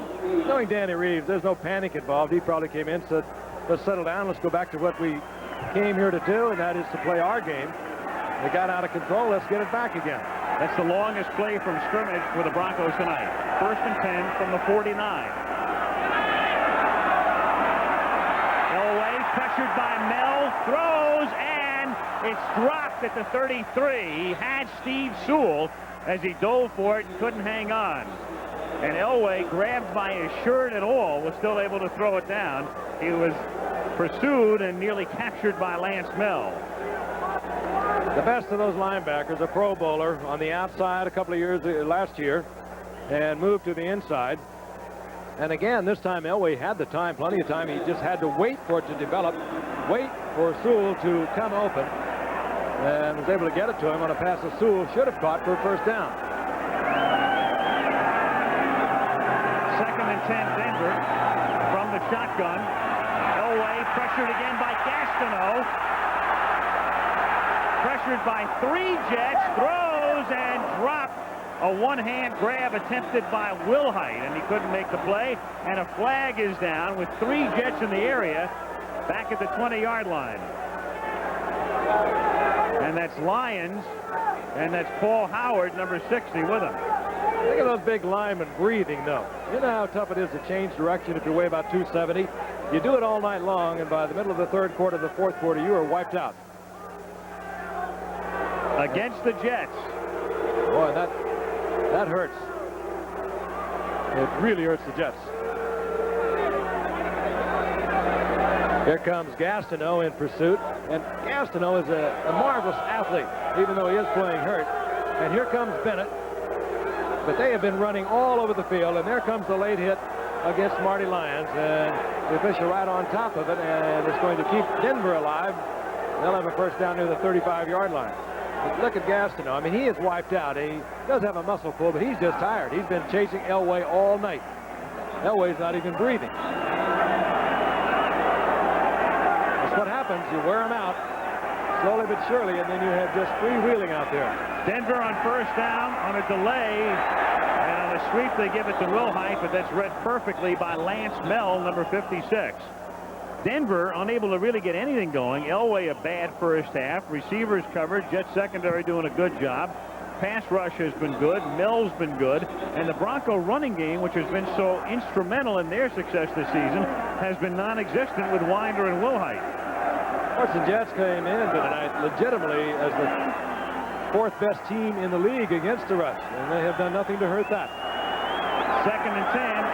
Elway sending everybody into the pattern, throws, and racked up at the 29-yard line is Vance Johnson. Oh, that hurt. And that's not a good sign for Denver, because he's the fellow who got hurt on opening day, had an arthrogram or arthroscopic knee surgery, just came back, has played somewhat sparingly tonight, and he was popped by Lester Lyles.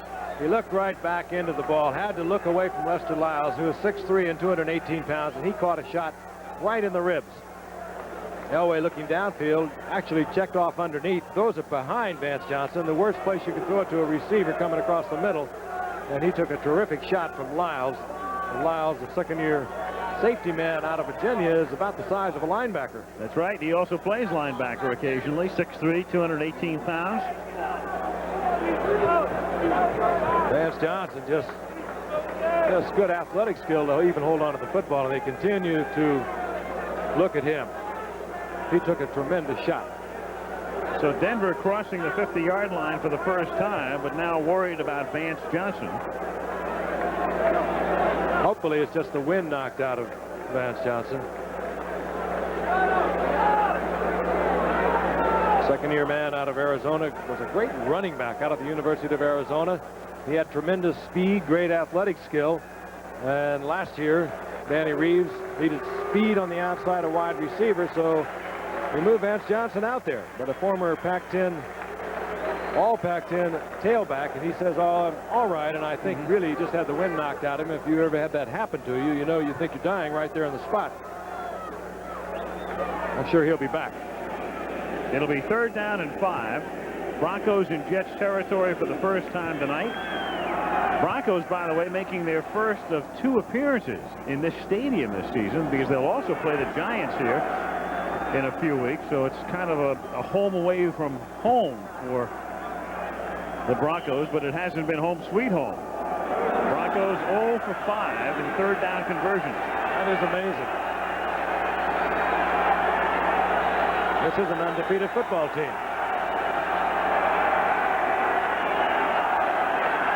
Elway firing for Watson and nearly picked off, and he misread the pattern as Jerry Holmes was covering on the play, and that was somebody's mistake, as Watson and Elway normally get together on their routes, but not that time. And there's another little melee ensuing inside the 20-yard line.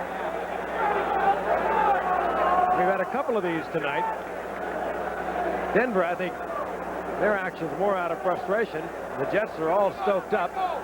If you were with us at the top of the show, you saw Klecko, their spiritual leader, at least on defense, saying, we'd like a little more respect about our 5-1 record, and we're not getting it. Keith Bishop doesn't look like the kind of guy you'd like to run into in the back of the hotel some night. They bring out Rich Carlos, and he's just about on the edge of his distance. He likes to kick in Denver, where he gets that high altitude distance. He should be kicking from what, about 47? 37-yard line, so a 47-yard attempt as they spotted at the 30. He hit one from 51 yards early in the year. That's his career best against the Raiders. And it was a big one, too, because it brought him from outside of touchdown range to inside a touchdown, and this one is hang on. good, just over, just barely. Oh, he had to grease that one. But you don't get any more points for distance. Not in this sport. And it's the Jets by 19. JoJo Townsell and Bobby Humphrey. Humphrey, the man who got credited for the sack of Elway for the safety. They're back to receive Carlos's kick. 11:08 to play in the third quarter. Jets on top 22-3 in a game in which the Broncos come in unbeaten and favored by from 3 to 4 points.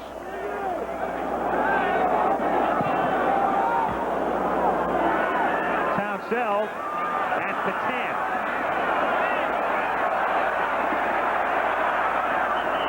To the 25-yard line, run down by Daniel Hunter, number 25. Good one coming up for you this Saturday.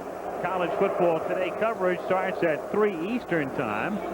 And Keith Jackson and Tim Brandt will be down there in Alabama as the Crimson Tide, ranked second, take on the Penn State Nittany Lions in a battle of unbeatens, 2 against 5. We'll be here next Monday. Oh, that'll be something. Giants-Redskins, big battle in the NFC East. Very important right now offensively for the Jets to get something happening again.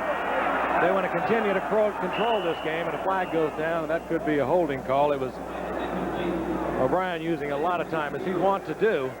And that usually means one of your defensive linemen, offensive linemen, will have to hold to maintain his block. Illegal use of the hands to the face mask, number 71. Oh, and that's going to work First down. against Denver. Again, it's just frustration, I think. That's Greg Cragen.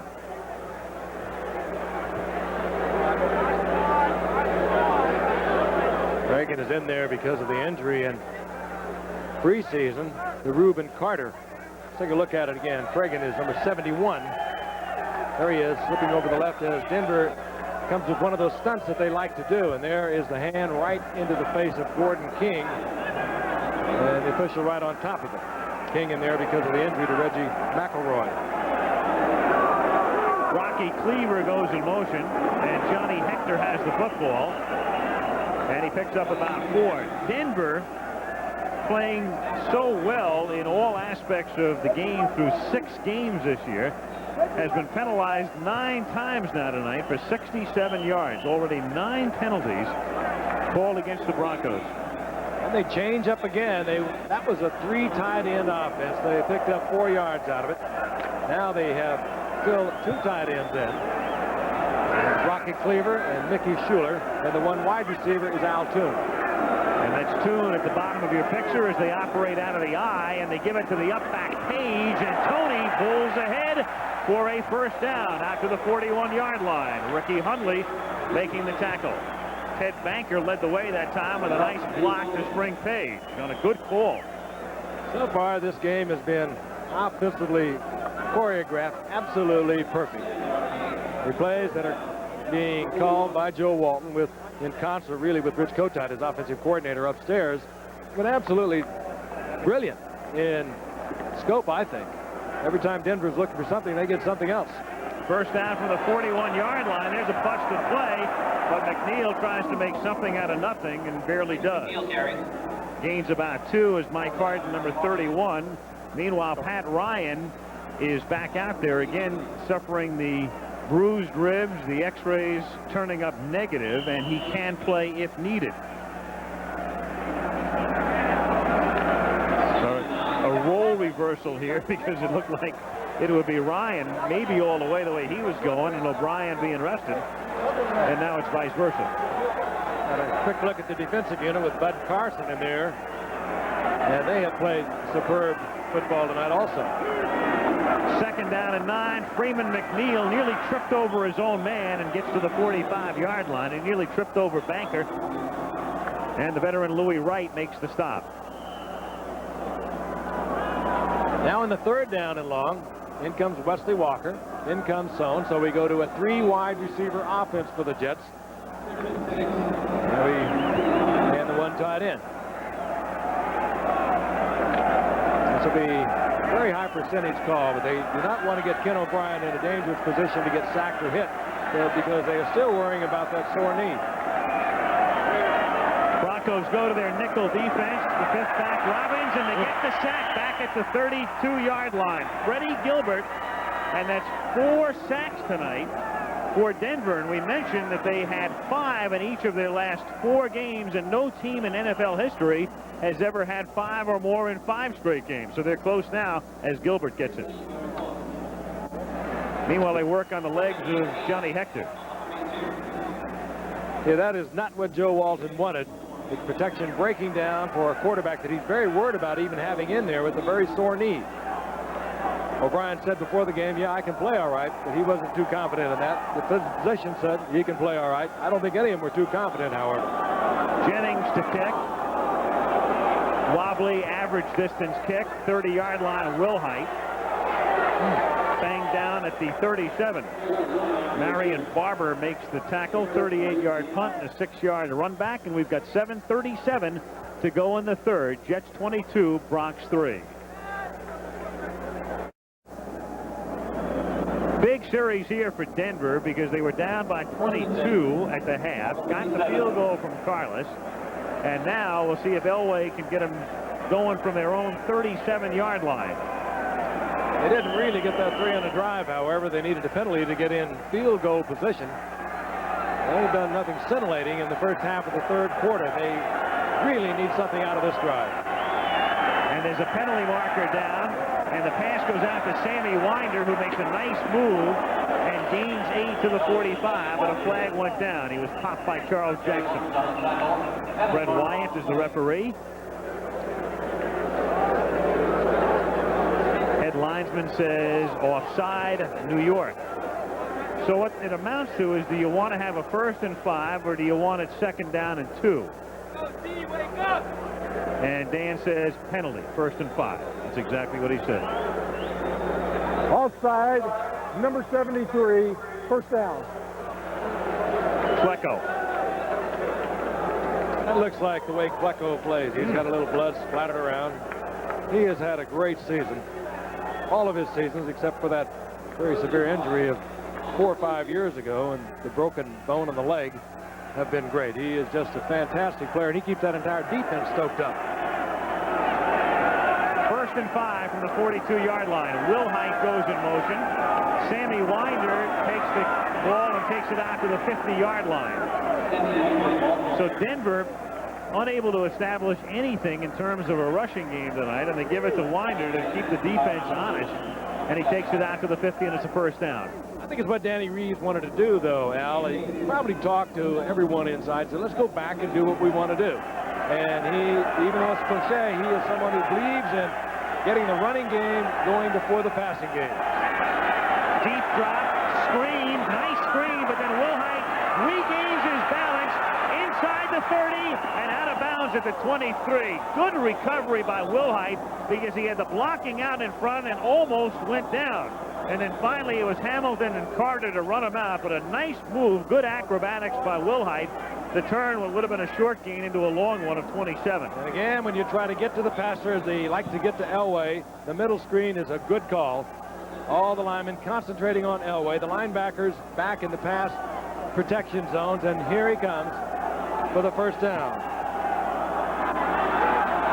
And this time they send Watson and Sampson, both receivers to the right. They send Kay out into the pattern, the tight end.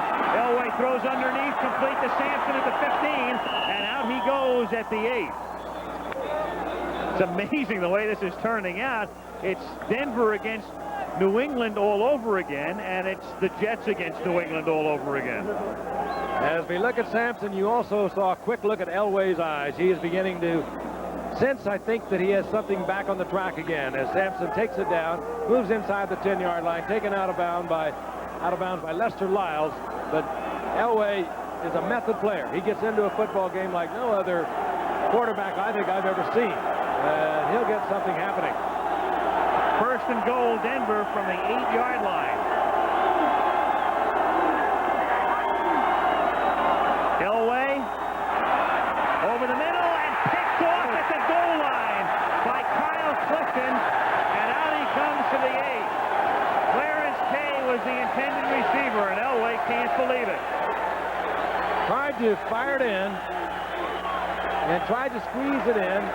to Clarence Kay, the tight end, and a great play by Kyle Clifton. Elway is so confident that he can do that, and this time Clifton took it away from him, and that hurts. That is the first time this season that Denver has had a first and goal and not scored a touchdown. Take a look at it again. Elway with the strong arm. He will try to do things maybe another quarterback wouldn't. Tried to squeeze it in there. Great play by Clifton.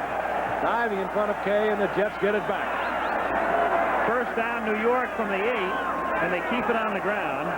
And it's McNeil up the middle for a 1, and there's Mr. Clifton. Third round pick in 84, second leading tackler, and a little more than that there. He made a great play on that first down and goal to go. There it is for you graphically. The Bronx were 11 out of 11 on first and goal, and then the intercept at a most inopportune time for Denver as they were trying to get right back in it. It's down by 19. That's this Bronco defense. You'll see some ball tackling down here. McNeil goes down before he was hit at the 12. 5.5. Whew, look at that. Looks like a shot out of a movie. I don't know whether that's his or somebody else's. You got that cherubic face. He really plays this game in a tense fashion. You're right. Study and contrast.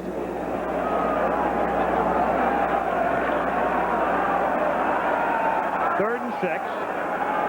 Jets at their own 13-yard line. McNeil, and they'll have to punt, so the Bronco defense does the job, and Denver will get the ball back. So Walton buttons it up, keeps it on the ground for 3. Takes a little bit of time off the clock, but Denver's going to get it back with under 5 minutes to go in the third. And they should get it back in relatively good field position. And they drop Wilhite back, who will settle in at about the 43-yard line. This has hardly been a punting clinic tonight. Jennings, the old Giant punter who punted here at the stadium for so many years, still can occasionally reach back and get one that helped him lead the league a couple of times during his career. That's an average kick. 45-yard line. Wilhite, 2-yard run back, and so the Bronx take over at their own 47. 40-yard kick, a deuce on the return, and we've got 4:11 to play in the third. A little surprised they've worked McNeil that much tonight, just back off the injured reserve with the dislocated elbow. He's wearing a brace, but it is not a restrictive one on that right arm. He can extend that arm to full length. Meanwhile, the Broncos from their own 47, down by 19 points. Elway, pressure, sack. Ball is popped out of there, I think. But it's Denver's ball. Charles Jackson, 55, will get at least a half sack. He was right there. That's number 4 for New York. Ball came loose, and Wilhite was on it. This is not what the Denver Broncos planned when they arrived on the scene. Again, Jackson, and the Jets really not a great blitzing team. They do not have the types of linebackers you like to use, but very effective there. Charles Jackson, the 9-year veteran, and Denver was just lucky they were able to recover the ball. Looked like Lanier with the recovery. On 2nd and 18, Elway going deep for Johnson, and nearly intercepted and batted away. A nice play by Holmes, because Johnson had gotten out in front. Elway throwing the bomb, and Holmes getting back there to break it up. Jerry Holmes, of course, came back from the USFL this year, hurt his ankle at the beginning of the season. He is now rounding into shape, and Elway tried to use the speed of Vance Johnson to get a quick 6, and watch Holmes. He's right there, makes the play, and Vance Johnson not only slow getting up, but they are looking at him now out on the field. Again, he had arthroscopic surgery on the knee following the season opener against the Raiders. And just amazingly has come back, and now he is limping. I don't know whether that's the knee or not that is bothering him, but he is very slow now coming off the field.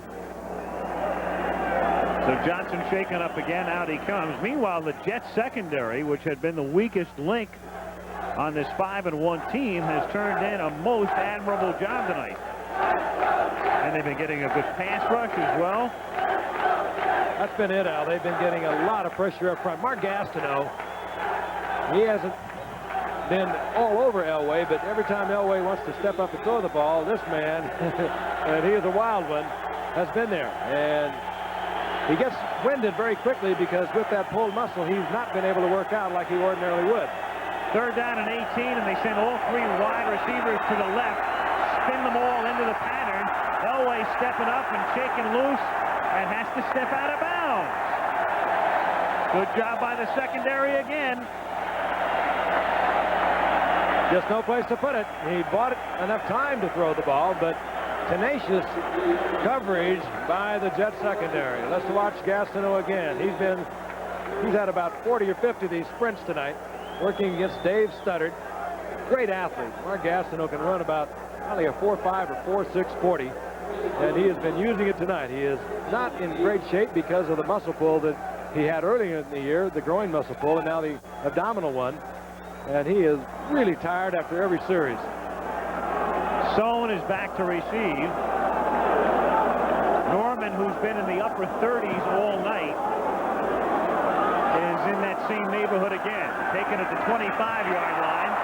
And Sohn breaks it back for a 14-yard return out to the 39. Tony Lilly making the tackle after a 39-yard punt. 2:58 to go in the 3rd. Illustrates what I was talking about throughout the game. These guys are tired chasing John Elway. And here's a man who has been trying to fend them off, Keith Bishop, the offensive guard. And it's not necessarily a hot night here in New York, not even a warm night. This is just a tough football game. I'm laughing. Did you see the way he sneaked that little high mom in there? In case you missed it, he doubled back on it. In Spanish. 1st down from the 39-yard line as O'Brien goes back to throw out to the 49 and close to a 1st down, and ridden back is Mickey Schuler. And we'll see about the forward progress because he's right up near the marker. They have to get to the 49-yard line. Meanwhile, the Bronco defense tonight, Elway has been sacked 5 times, and all season long coming in, he'd been sacked a total of 8 times. That really is amazing to be able to get to him. It'll show you the severity of the rush for the Jets because things are fun and frivolous over the Jet side of the field. But you just don't get to John Elway that frequently. 2nd and inches. Hector, 1st down over midfield, takes it to the Denver 49. And we're down to 2 minutes to play in the 3rd period. Our telecast, by the way, is presented by authority of the National Football League. It's intended for the private use of our audience. Any rebroadcast or other use of this telecast without the express written consent of the National Football League is strictly prohibited. Or verboten if you're watching in Munich. Or if you're a Bronco or Bronco fan, you're not going to want to watch it again either. That's right. Burn that tape. Oh, shred it. 1st down from the 49-yard line. Toon moving this way. And O'Brien dumps it over the middle. That's Hector inside the 40-yard line and double teamed down at the 39. Ricky Hundley and Tony Lilly right there. The way Hector is developed, and now with McNeil back and the fact that Joe Walton is using them both in there together, they have some wild offensive weapons. Rulon Jones, who is the #1 pass rusher for the Broncos, along with Mecklenburg, trying to get through the block of Guy Bingham, but they do a good job, and it was a good job by O'Brien to get the ball back to Johnny Hector. Nice job by Bingham, not only tonight, but recently, as he fills in for Fields at center. 2nd and less than 1, and it's McNeil. 1st down. Run out by Ken Woodard. This is momentum now. The Jets, they're all in there. They're all having fun. You saw them on the bench a while ago. They couldn't care less. They know they own this football game, and they're dominating an undefeated football team. You saw the offensive line pulling that time. They looked like high school kids out there. And Danny, I'm sure, is totally frustrated. What can I do? I can't stop them, and they continue to stop us. Just when you think you have everything together and the Broncos were looking so good, it's back to some form of reality tonight. First down from the 29-yard line, and it's McNeil unable to spring free, and then finally it's Hundley, number 98, who makes the tackle. They gave a great price to get Ricky Hundley, a first-round draft pick a couple of years ago for Cincinnati. Would never sign, and they gave up a bundle of draft picks to get him, and he has turned to a fine linebacker. They knew he would be. That's going to be the end of the third quarter coming up, as the Jets will simply wait for the clock to tick down and the final seconds to elapse, and they'll turn it around.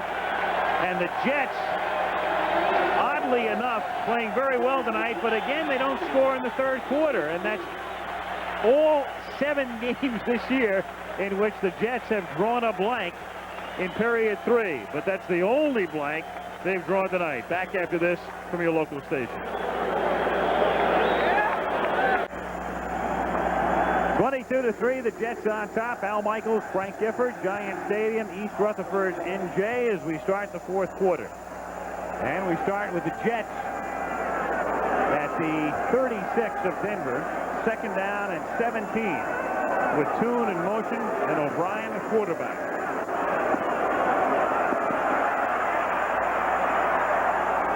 Nobody there. Yeah, but he did protect it. Throwing it away. You're sitting here with a 22-3 lead. You begin the fourth quarter. Just don't hurt yourself, and you're going to be all right. You have a defense that's playing outrageous football. They have just turned the Denver offense everywhere they've been loose. And let's go back and take a look at some of the trips that Elway has had tonight. This in the arms of Bennett after the safety had already been scored by Humphrey. And here comes Gastineau. But it'll be Marty Lyons who puts the cruncher on Elway. Penalties on both those calls, but nevertheless they do hurt. Third down 17 from the Bronco 37-yard line. Under pressure, gone. Back at his own 45, Rulon Jones was there, and just to make sure, Simon Fletcher helped out. This is what Joe Walton did not want to see tonight. He did not even want Ken O'Brien in the football game, and he probably would not have been in the game had not Pat Ryan bruised some ribs in the second quarter, and he had to leave the game. And a historic sack right there, as the Broncos now become the first team in the history of the NFL to have 5 or more sacks in 5 consecutive games. Colts, 49ers, Rams, and Bears had shared the mark at 4. A little meaningless tonight. Yes. Keep in mind they have also come in here tonight at 6-0. Strange circumstances under which to do it. Jennings. Best punt of the night. There it is. The old Jennings. But it winds up as a touchdown. Yeah, but it was pretty. That figures. You got a 22-3 lead. How about something for style points? 51 on the gross, 31 on the net. Back come the Bronx with 14:11 to go. Would you believe these numbers if you just joined us? Denver on the left is undefeated, but look at that time of possession. This game totally dominated tonight by the Jets, both offensively and defensively. 202 yards for the Jets. That's not terribly impressive, but they've been able to put it together whenever they want to do. Denver under 100 yards tonight. And Denver starts from its own 20 as Elway, the little Gross Cup shovel pass to Wilhite. And Lee used to run that one a lot better. Late flag, and there might have been somebody observed a face mask in there.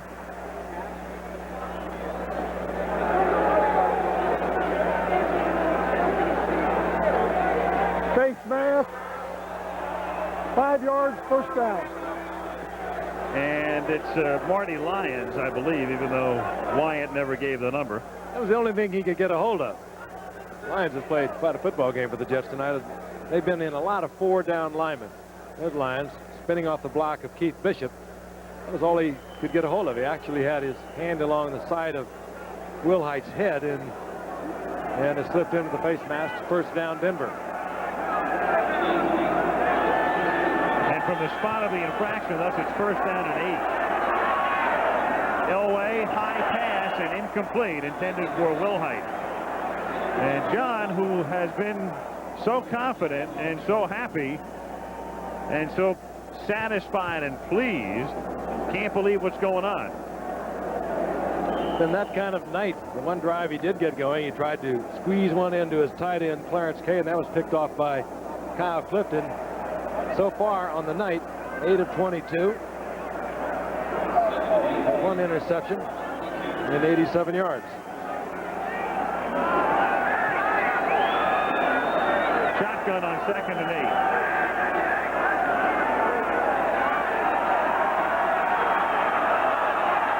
Elway, and he finds Watson, and Watson is run out of bounds at the 41-yard line. So Watson cutting across the field and making the catch in bounds, and it's a first down for Denver with 13:38 to go in the 4th. So he's getting the Jets defensive linemen into shape tonight. They all have their tongues hanging out. They've been chasing him all night. You have to admire, too, particularly one Gastineau. He takes a lot of heat. He's kind of a hot dog out there, runs around, does a lot of dancing and things. But he has played perhaps his best football game of the night. He has the 1 sack, but he has been pressuring all night long.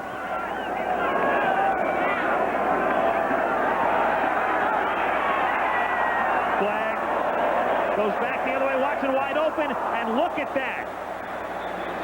Right there.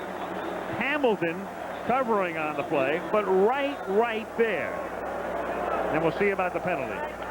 And again, all of the way across the field, only an Elway would try it. Strong arm. Illegal use of the hands to the face mask, number 64. Bill Bryant. I didn't do that. Who, me? Brian, the center.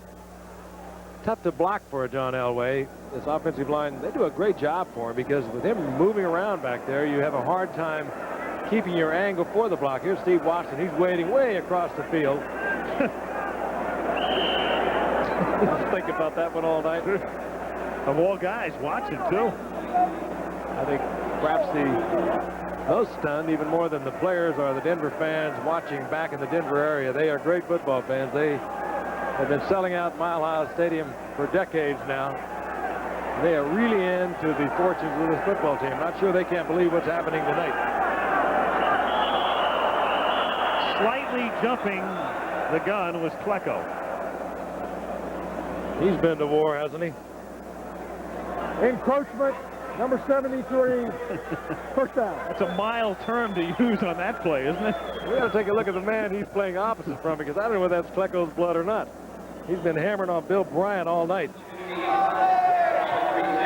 Spin off of Kiner's corner, huh? Oh, he's beaten the best of them this year. 1st and 15 from the 36. Wilhite on a screen and a flag again, and he takes it out to the 33-yard line. Had the blitz on, the safety blitz. Humphrey was right in the face of Elway. Holding against Denver. You know what?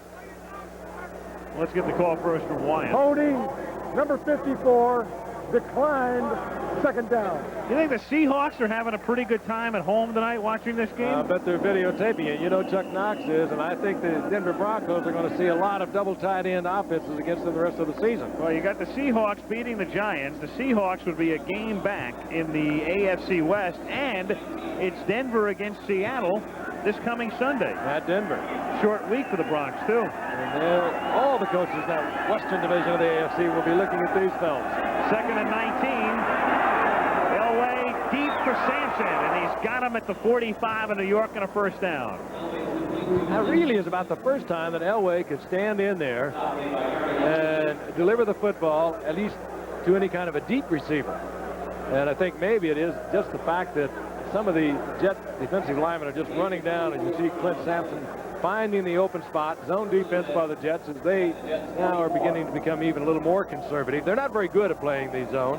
Joe Walton will tell you that. They tried it against New England a week ago and almost got murdered with it, and they went immediately back to as much man-for-man as they could. a parade of penalties, and it continues now early in the fourth quarter with 12:21 to play.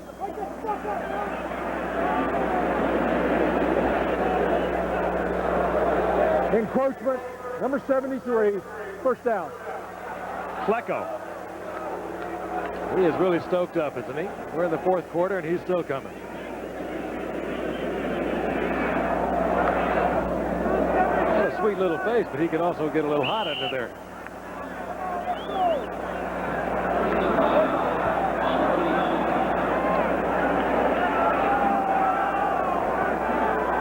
First and 5 after the penalty. Jets have been penalized 7 times tonight. Denver 10. Draw to Wilhite to the 38-yard line. That's the kind of play, if you run it at home, they boo you for making that call here. This game resembles a game from a year ago that we had on Monday night. The Jets against Miami early in the season. The Jets, who finished 11-5 along with Denver and New England a year ago in the AFC. And of course, Miami went on to win the division at 12-4, but they blew Miami out just like they're blowing Denver out here tonight. When this team gets going, they're what you could almost call self-generated. They really feed on themselves. On second down and 4, over the middle, dropped off for Clint Sampson, who was the man in motion, and he has a first down as they take it down to the 30-yard line. Crable and Clifton in on the tackle. I wouldn't be surprised at all if Elway doesn't try to get one quickly here. Very soon he looks up there, 11 minutes, time ticking away. His speed is perhaps with Sampson out to the left, Watson to the right, but he knows if he's going to be in this at all, he has to get one quickly. He can't just 4 or 5 yard it. Agreed. Elway. Flag is down, official goes down, and the ball goes down as well. And Elway goes down. Jackson. And 2 flags go down.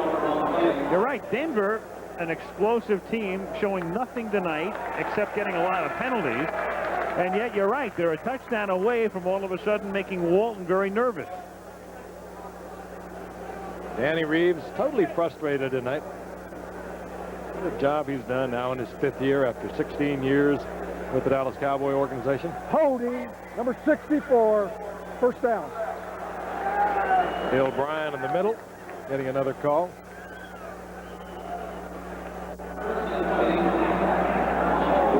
Denver has really lost her speed on the outside. And Vance Johnson went out with an injury a little earlier. They have Mark Jackson, the rookie from Purdue, number 80 with great speed.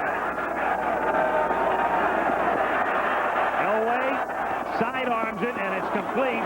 And it's Sampson inside the 30, and Sampson gets it to the 29-yard line. And it will be second down and about 8 coming up. 10:45 to play in the fourth quarter. Call it second down and 9 at the 29-yard line.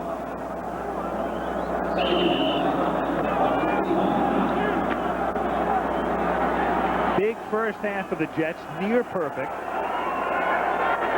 Bronx with the field goal in the 3rd. They're trying to move in here. Second down and 9, and over the middle, nearly picked off.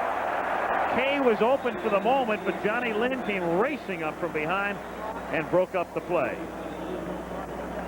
And Elway saying, come back to me, come back to me. We mentioned Seattle would be at Denver as we look at Elway again. He had Kay for just a moment. He really was looking deep over the left side. And just that split second made the difference as Johnny Lynn was able to step in front of it. Batted incomplete. Denver, a paltry 1 out of 8 third down conversions.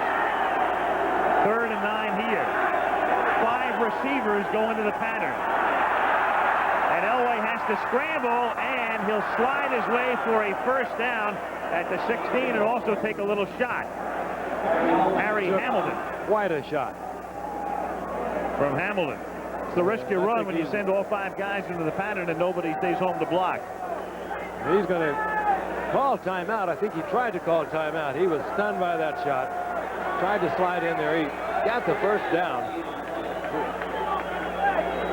Took it either in the shoulder or the head, and on the sidelines up quickly is Gary Kubiak. And Elway, I think, is saying, I'm all right. And he took quite a blow. It's been this kind of a night for Denver. Elway has now carried the ball twice for 22 yards, and he's their leading rusher.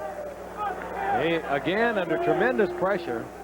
It'll be Harry Hamilton who puts the hit on Elway. He hook slides, has the yardage for the first down. Actually, his own man coming across probably was the one that did most of the damage. You saw number 47, Gerald Wilhite. As so often happens, he was coming back to provide the block, and he could have caught John in the headgear with the knee. And John gets 13 yards and the first down to the 11-yard line. Kubiak in 3 years has not played that much. 3 starts.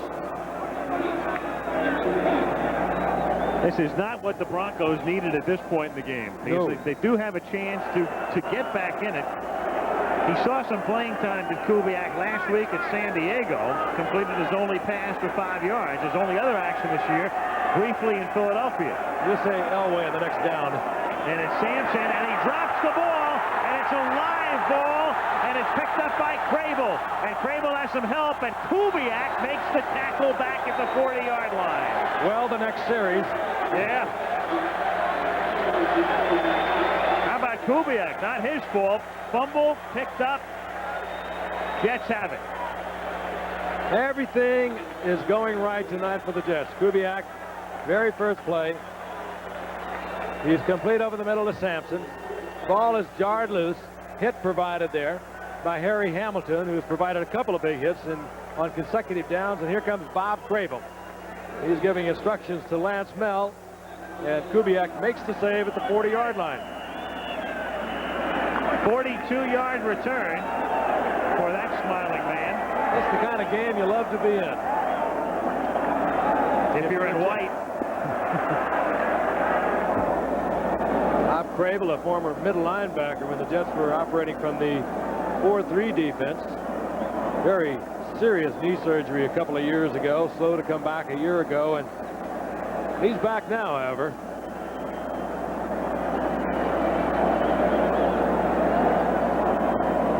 And the Jets, who have only one loss this season, and that was a Thursday night game in September when their offense couldn't get going and McNeil got hurt, and they were bounced by New England 14-6, are on their way to winning their 5th in a row and making it 6 out of 7 and staying 2 games in front of the pass. And not much behind that in the AFC Eastern Division, as Miami is deep trouble, as is Buffalo and Indianapolis.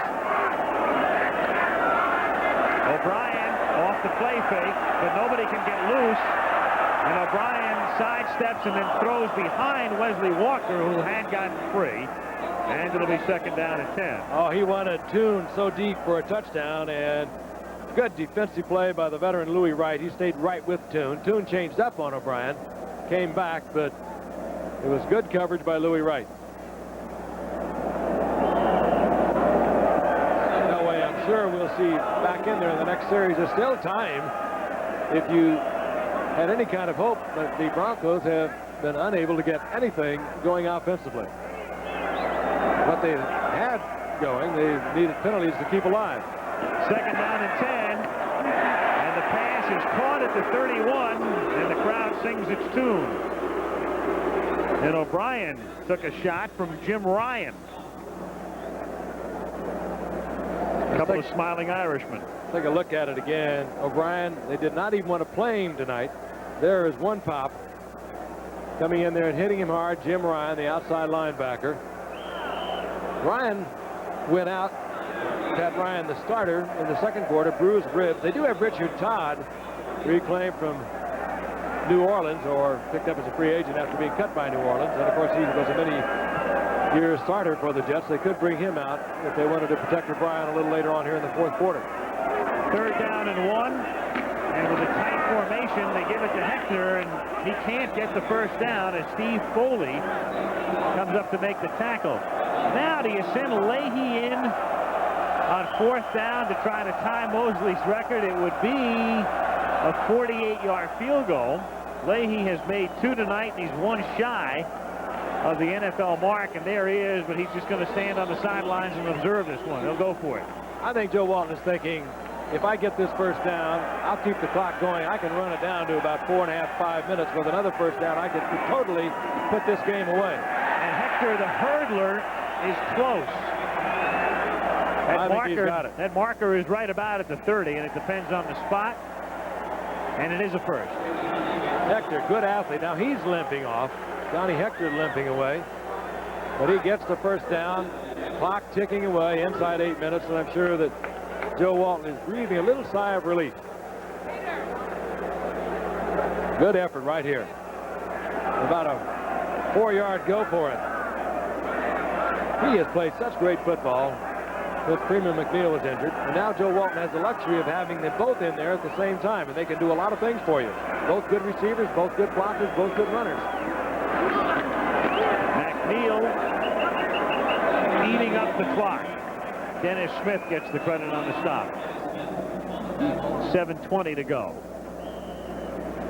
Well, if it stays this way, Jets stay on top AFC East, lead New England by 2, and everybody else is out of it. Buffalo and Miami 2-5, Indianapolis 0-7. So much for the undefeated. Yeah. In the West, it would be Denver at 7 or 6-1, and then Seattle would be a game back, and Kansas City and the Raiders would be 2 games back, as the Raiders have won 4 in a row. McNeil coughs it up, and then it's recovered by the Jets at the 37-yard line. Dennis Smith made the pop, and it's O'Brien who gets the recovery. For a man who wasn't supposed to play tonight, they didn't want him to play. O'Brien has been pounded rather severely. Got himself into a lot of strange situations.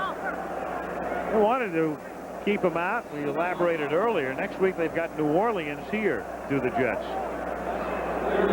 Freeman McNeil trying to spin back out of trouble. Dennis Smith is there, the Pro Bowl safety. Coughs it up and is covered by O'Brien. What you don't do now is throw the interception. 3rd down long. 6 minutes remaining in the game. Don't hurt yourself. Intended and incomplete. Intended for Toon and broken up by Harden. And there's a marker down back near the line of scrimmage. Holding New York.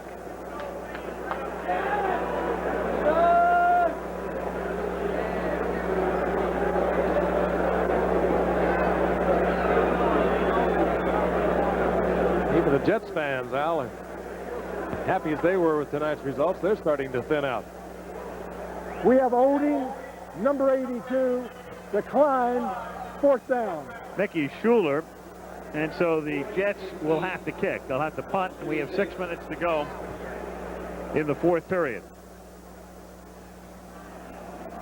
And out comes Dave Jennings, Pat Leahy's attempt to tie Mark Mosley's record of 23 consecutive field goals. They're not going to jeopardize that with a 53-yard effort. I'm sure that's not the reason either. Wilhite late in getting out onto the field. Well, things have really gone bad tonight. Yeah. Full moon or something. Wilhite, fair catch at the 12, and 5:54 to go. So it's still 22-3, Jets.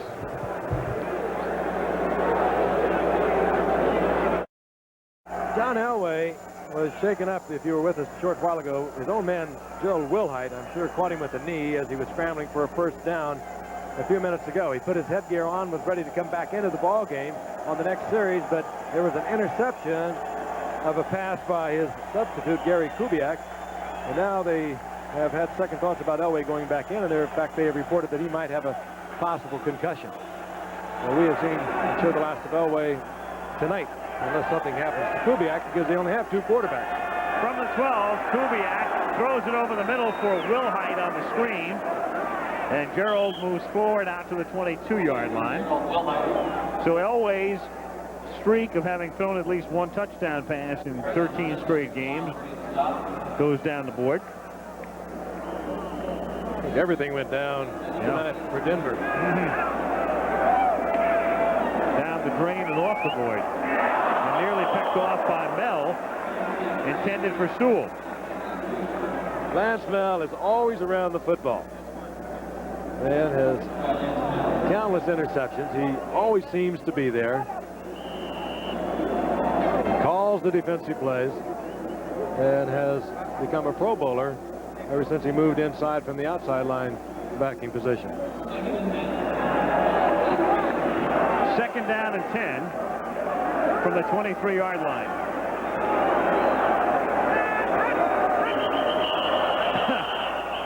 We've seen this act before. Klecko, and this time he brought Lyons with him.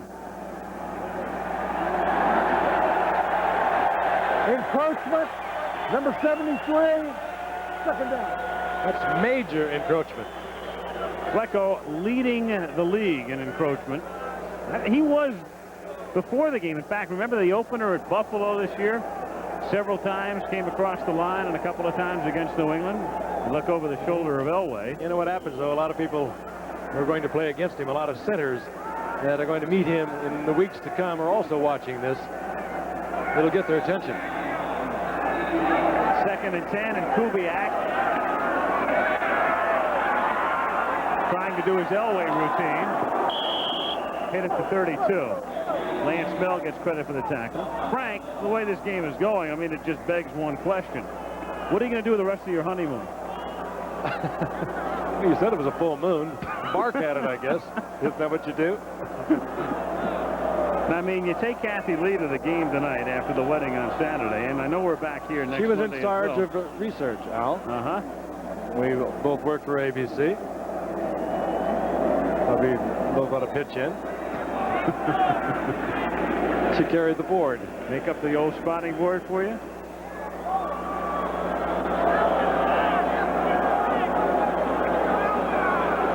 Just short of the 1st down. That kind of a day, or night, if you will, for the Broncos and for John Elway, who said might have a slight concussion. It was a nightmare. Broncos coming in here 6-0, looking for that 7-0 to remain the NFL's only undefeated team, and they ran into a buzzsaw. They ran into a team really that they meant what they said. They wanted a little respect. There's a whole bunch of Rodney Dangerfields out there. People were criticizing them, saying their 5-1 record was nothing. They did it against meaningless teams. If there is such a thing in the NFL, I don't have to believe in it. They've earned it tonight. 3rd and a couple of inches, and Kubiak going upstairs, and it is at the 44-yard line, taken in by Sewell, away from Carter. Sewell's a superb athlete. Former Oklahoma Sooner.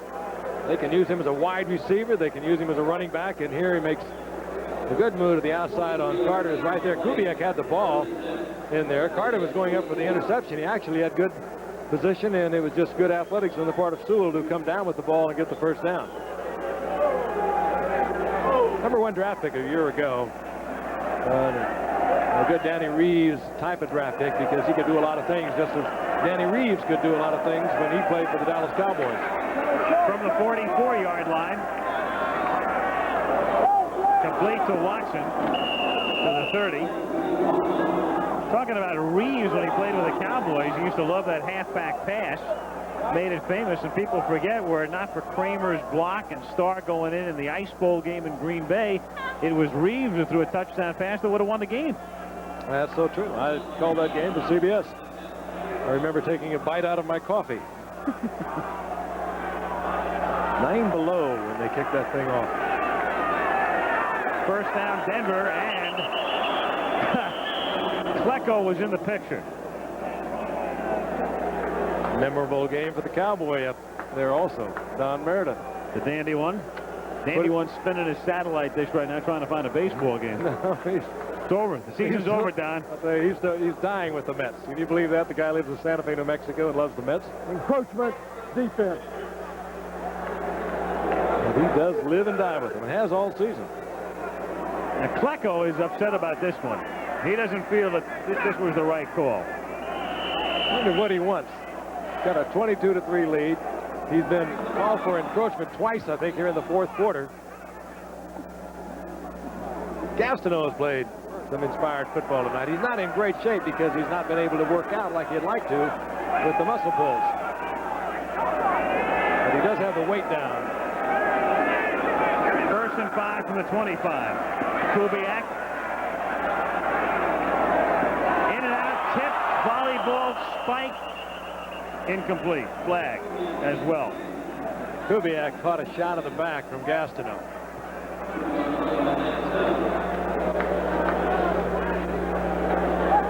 We have 12 men on defense. Wyatt has been on camera First down. more than Vanna White tonight. If you can't do it with 11 men, try 12.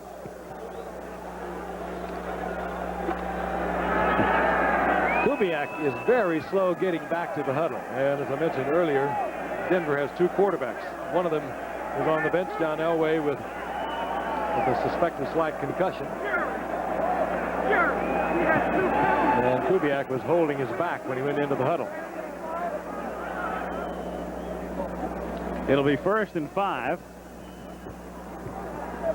as we welcome you to Tuesday morning football. Joe Walton has to be proud of this group. It's a hand-picked group. He got rid of a lot of stars over the past few years. He wanted players that would go out and, as he would put it, they'll give you 100% every game for the complete game. He doesn't think there's much of that left in the NFL.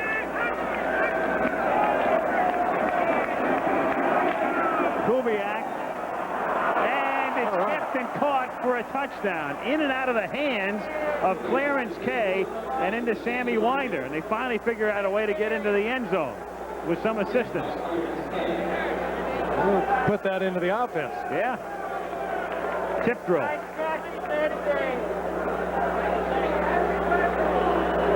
Kubiak fires a shot. Kay, the big tight end, is there, in and out of his hands and right into the hands of Winder. Kubiak has been able to move this football team, but you also have to realize that the Jets pretty much put this one away. They're playing for their individual stats at the moment. Carless with Kubiak holding, and the kick is good. So Denver with its 11th possession of the night and finally getting the ball into the end zone. Kubiak's only had 3 starts over the past 3 years.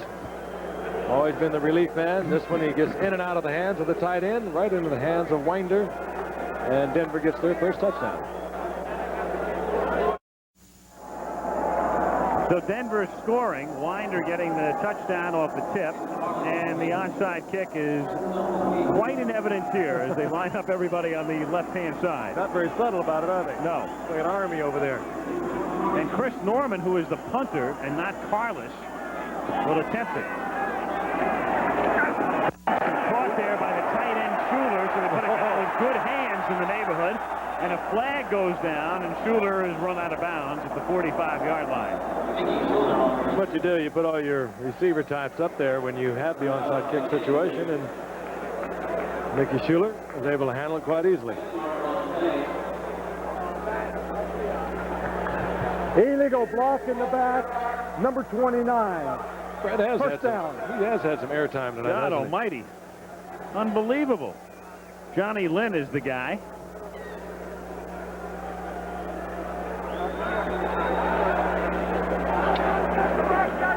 Week from tonight, we'll be right here, and we have a beauty, I think, coming your way. The Redskins against the Giants. That one for, of course, the share, at least on the part of the Giants, of the Houston division of the NFC. From the 33-yard line. They'll use up the clock, and Hector takes it out to the 40-yard line, and all they want to do is stay on the ground and keep it in bounds. Meanwhile, there have been 22 penalties in this game, and the teams have been assessed a total of 172 yards in penalties, almost split down the middle. It's been a long night chasing Elway, and a very successful night. Second and 3 from the 40. Hector wrapped up, but the result is really meaningless because the clock keeps on going. 22-10. Jets on top, and Elway and the Broncos get ready for a long charter home and a short week because they got Seattle coming in on Sunday. Jets have kind of made a myth of that #1 rushing defense in the NFL. The Denver Broncos came in to tonight's game after 6 games, at least, leading the league against the rush. The Jets have rolled for about 130 yards against them. 3rd and 3. Hector again, and this will take us down to a 2-minute warning unless the Broncos want to stop it with a timeout on defense. And they can't. And there's your 2-minute warning. Johnny Hector now slow getting up. We'll be back in just a moment. Now, Frank, that's not quite a full moon. I would call that what, a possum hunting moon? I had nothing to do with it. No, I don't know. It was full Saturday, I can assure you. That's what we used to call it. The guys in Brooklyn used to call it that. You bay at it? Brooklyn, North Dakota. We have come to that with 2 minutes remaining. Jets totally dominating the last of the NFL's unbeaten. It's back to the drawing board for the Denver Broncos. And as I mentioned earlier, a lot of coaches who are going to meet the Broncos for the remainder of this season have taken a long look, and I'm sure have plenty of videos now to replay and take a look at what was masterminded and put together by Joe Walton and his staff. It was very effective and totally dominant in the first half. 22-10 at 12:16 a.m. and only Kenny Wolf's mother in Brooklyn is still looking on in the Eastern time zone. From the 43-yard line, 1st and 10, Jets. Hector to the 47, and it'll be 2nd down and 6. Timeout, Denver. That's called from the sidelines by head coach Danny Reeves. I want to thank the boys up in the booth, as always. Mr. George Hill of everywhere. Mr. Kelly Hayes of Malibu. Jimmy Ressler and the gang.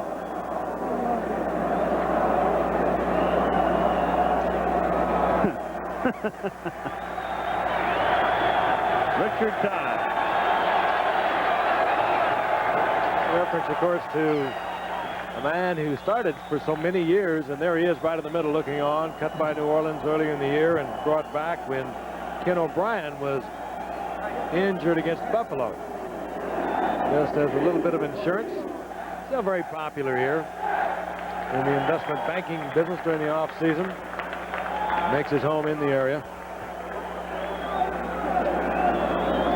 A lot of miles there. I wonder if he's got any stock tips.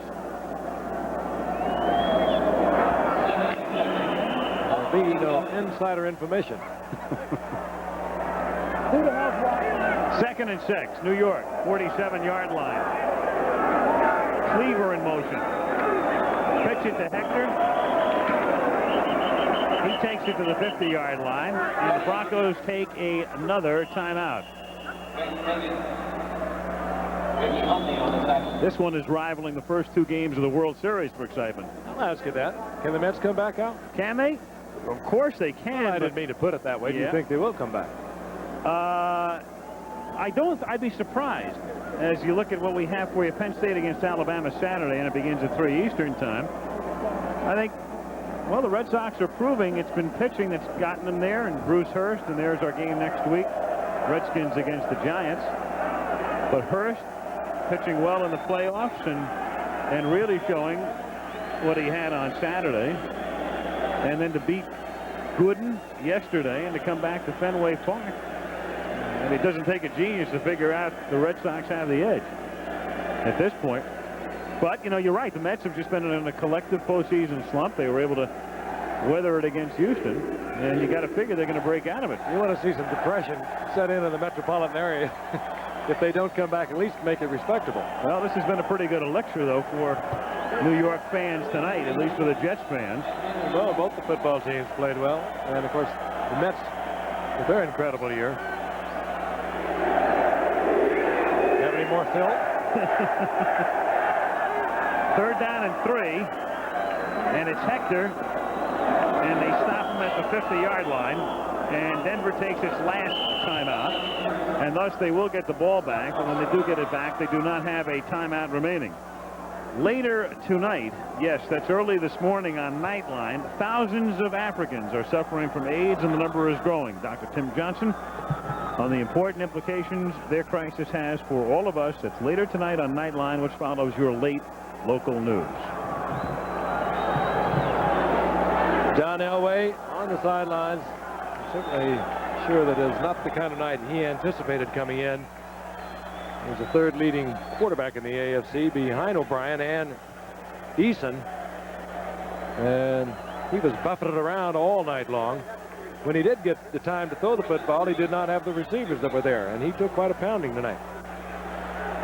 Had a safety, and that's what it's going to look like. 2-game lead by the Jets, who I think have earned a little bit of respect now around the league. Not that they didn't have it. I think they're just sensitive around here. Yeah. Well, if they didn't have it, they've gotten it now. There's no doubt about that. Special group of athletes that Joe Walton has put together, though. He set out to get the players, as he put it, that would play 100% at all times, the way he looked at it. And right now, Denver, they don't even have a man back on this. They rush 9. Jennings been around a long time. They were not going to block that. Yeah. And to further cement the Broncos' demise, they'll take over at their own 3 after a 47-yard punt that helps out the punting average. So Dan Reeves sending Kubiak back out there, 1:26 to go and no timeouts, and that's the way it'll look in the AFC West, which all of a sudden has gotten close. It'll be Denver against Seattle this Sunday, and then the following week, Denver against the hot Raiders. Marcus Allen is back. They've won 4 in a row. And Kansas City sneaking along at 4-3. And Seattle is strong. They stay healthy with Kurt Warner. He's back running like he used to run. It's going to be a great race out there, as it is in the Eastern Division of the NFC with Washington and Dallas and the Giants. Kubiak throws complete out to the 16-yard line, but that's not the kind of pass you want to have complete with Jackson staying in bounds, and again, you can't stop the clock, so it keeps on running. What a way to spend your honeymoon. Yeah. You gotta love it, Kathy, huh? She says, I've had it with football. This is probably the last game I'll ever get her to go. She's going on the air at 9 o'clock tomorrow morning. Out of bounds. You want us to tell Regis you're not going to be there?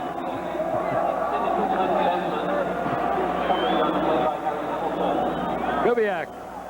There was a game a couple of years ago when Elway was hurt against the Chicago Bears that they put Kubiak into, and they just about destroyed the young man's career. As a matter of fact, is when he earned so much admiration from the Bronco players and the fans of Dan Reeves. It's made a big difference as to who stayed around. I'm quite sure it was a courageous effort by Kubiak against the Bears. They mauled him in that particular game. 2nd and 10, and Kubiak throws incomplete. Sampson was the intended receiver. 52 seconds remaining. So after week 7, there will be no unbeaten teams. There will, however, be one winless team, and that's the Indianapolis Colts. And Monday Night Football produced by the Wolfman, Ken Wolf, and directed by Chet Forty. Our technical director, Joey Chavo, with only 2 syllables. Our associate director, Rob Biner. Rick Okolski, our technical manager. Ed McKenna, our unit manager. Gary Reuter, our telecom manager. Chaz Wiseman and Bruce Clark, the assistants to the producer, and Steve Hurt, research and stats. Watson, 40-yard line. I've seen it all now. You're filling with the credits. That's exactly right. We just might as well stick around for the kickoff next Monday, huh? Denver can't stop it. They've used up the timeouts. Watson with 29 seconds.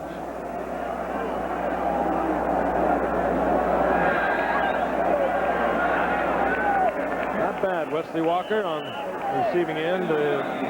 Ken O'Brien touchdown pass earlier this evening. Memorable year for Wesley Walker. First of all, he's healthy, and that is always something special. In trouble over the years. When he is healthy, he is deadly and dangerous. Great game against Miami earlier in the year with the 4 touchdown receptions. Kubiak to Sampson, and he's looking to get out of bounds. And no, he doesn't even make it out of bounds. Russell Carter dropped him in bounds. That's an official that wants to go home. You better believe it. Thank you, official.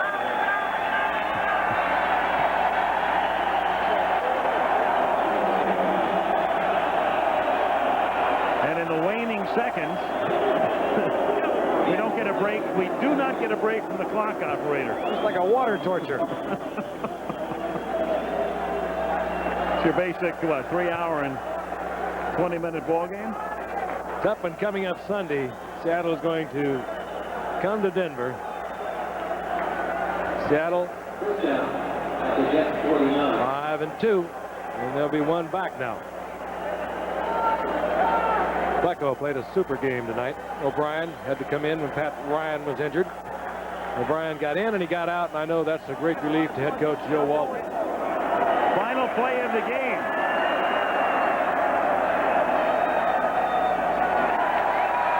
And it ends, I believe, with an interception. So if nothing else, one for the stat sheet for Jerry Holmes with an INT to end a terrific night for the Jets and an abysmal night for Denver. Truly a case of one team playing exceptionally well and the other playing exceptionally poorly.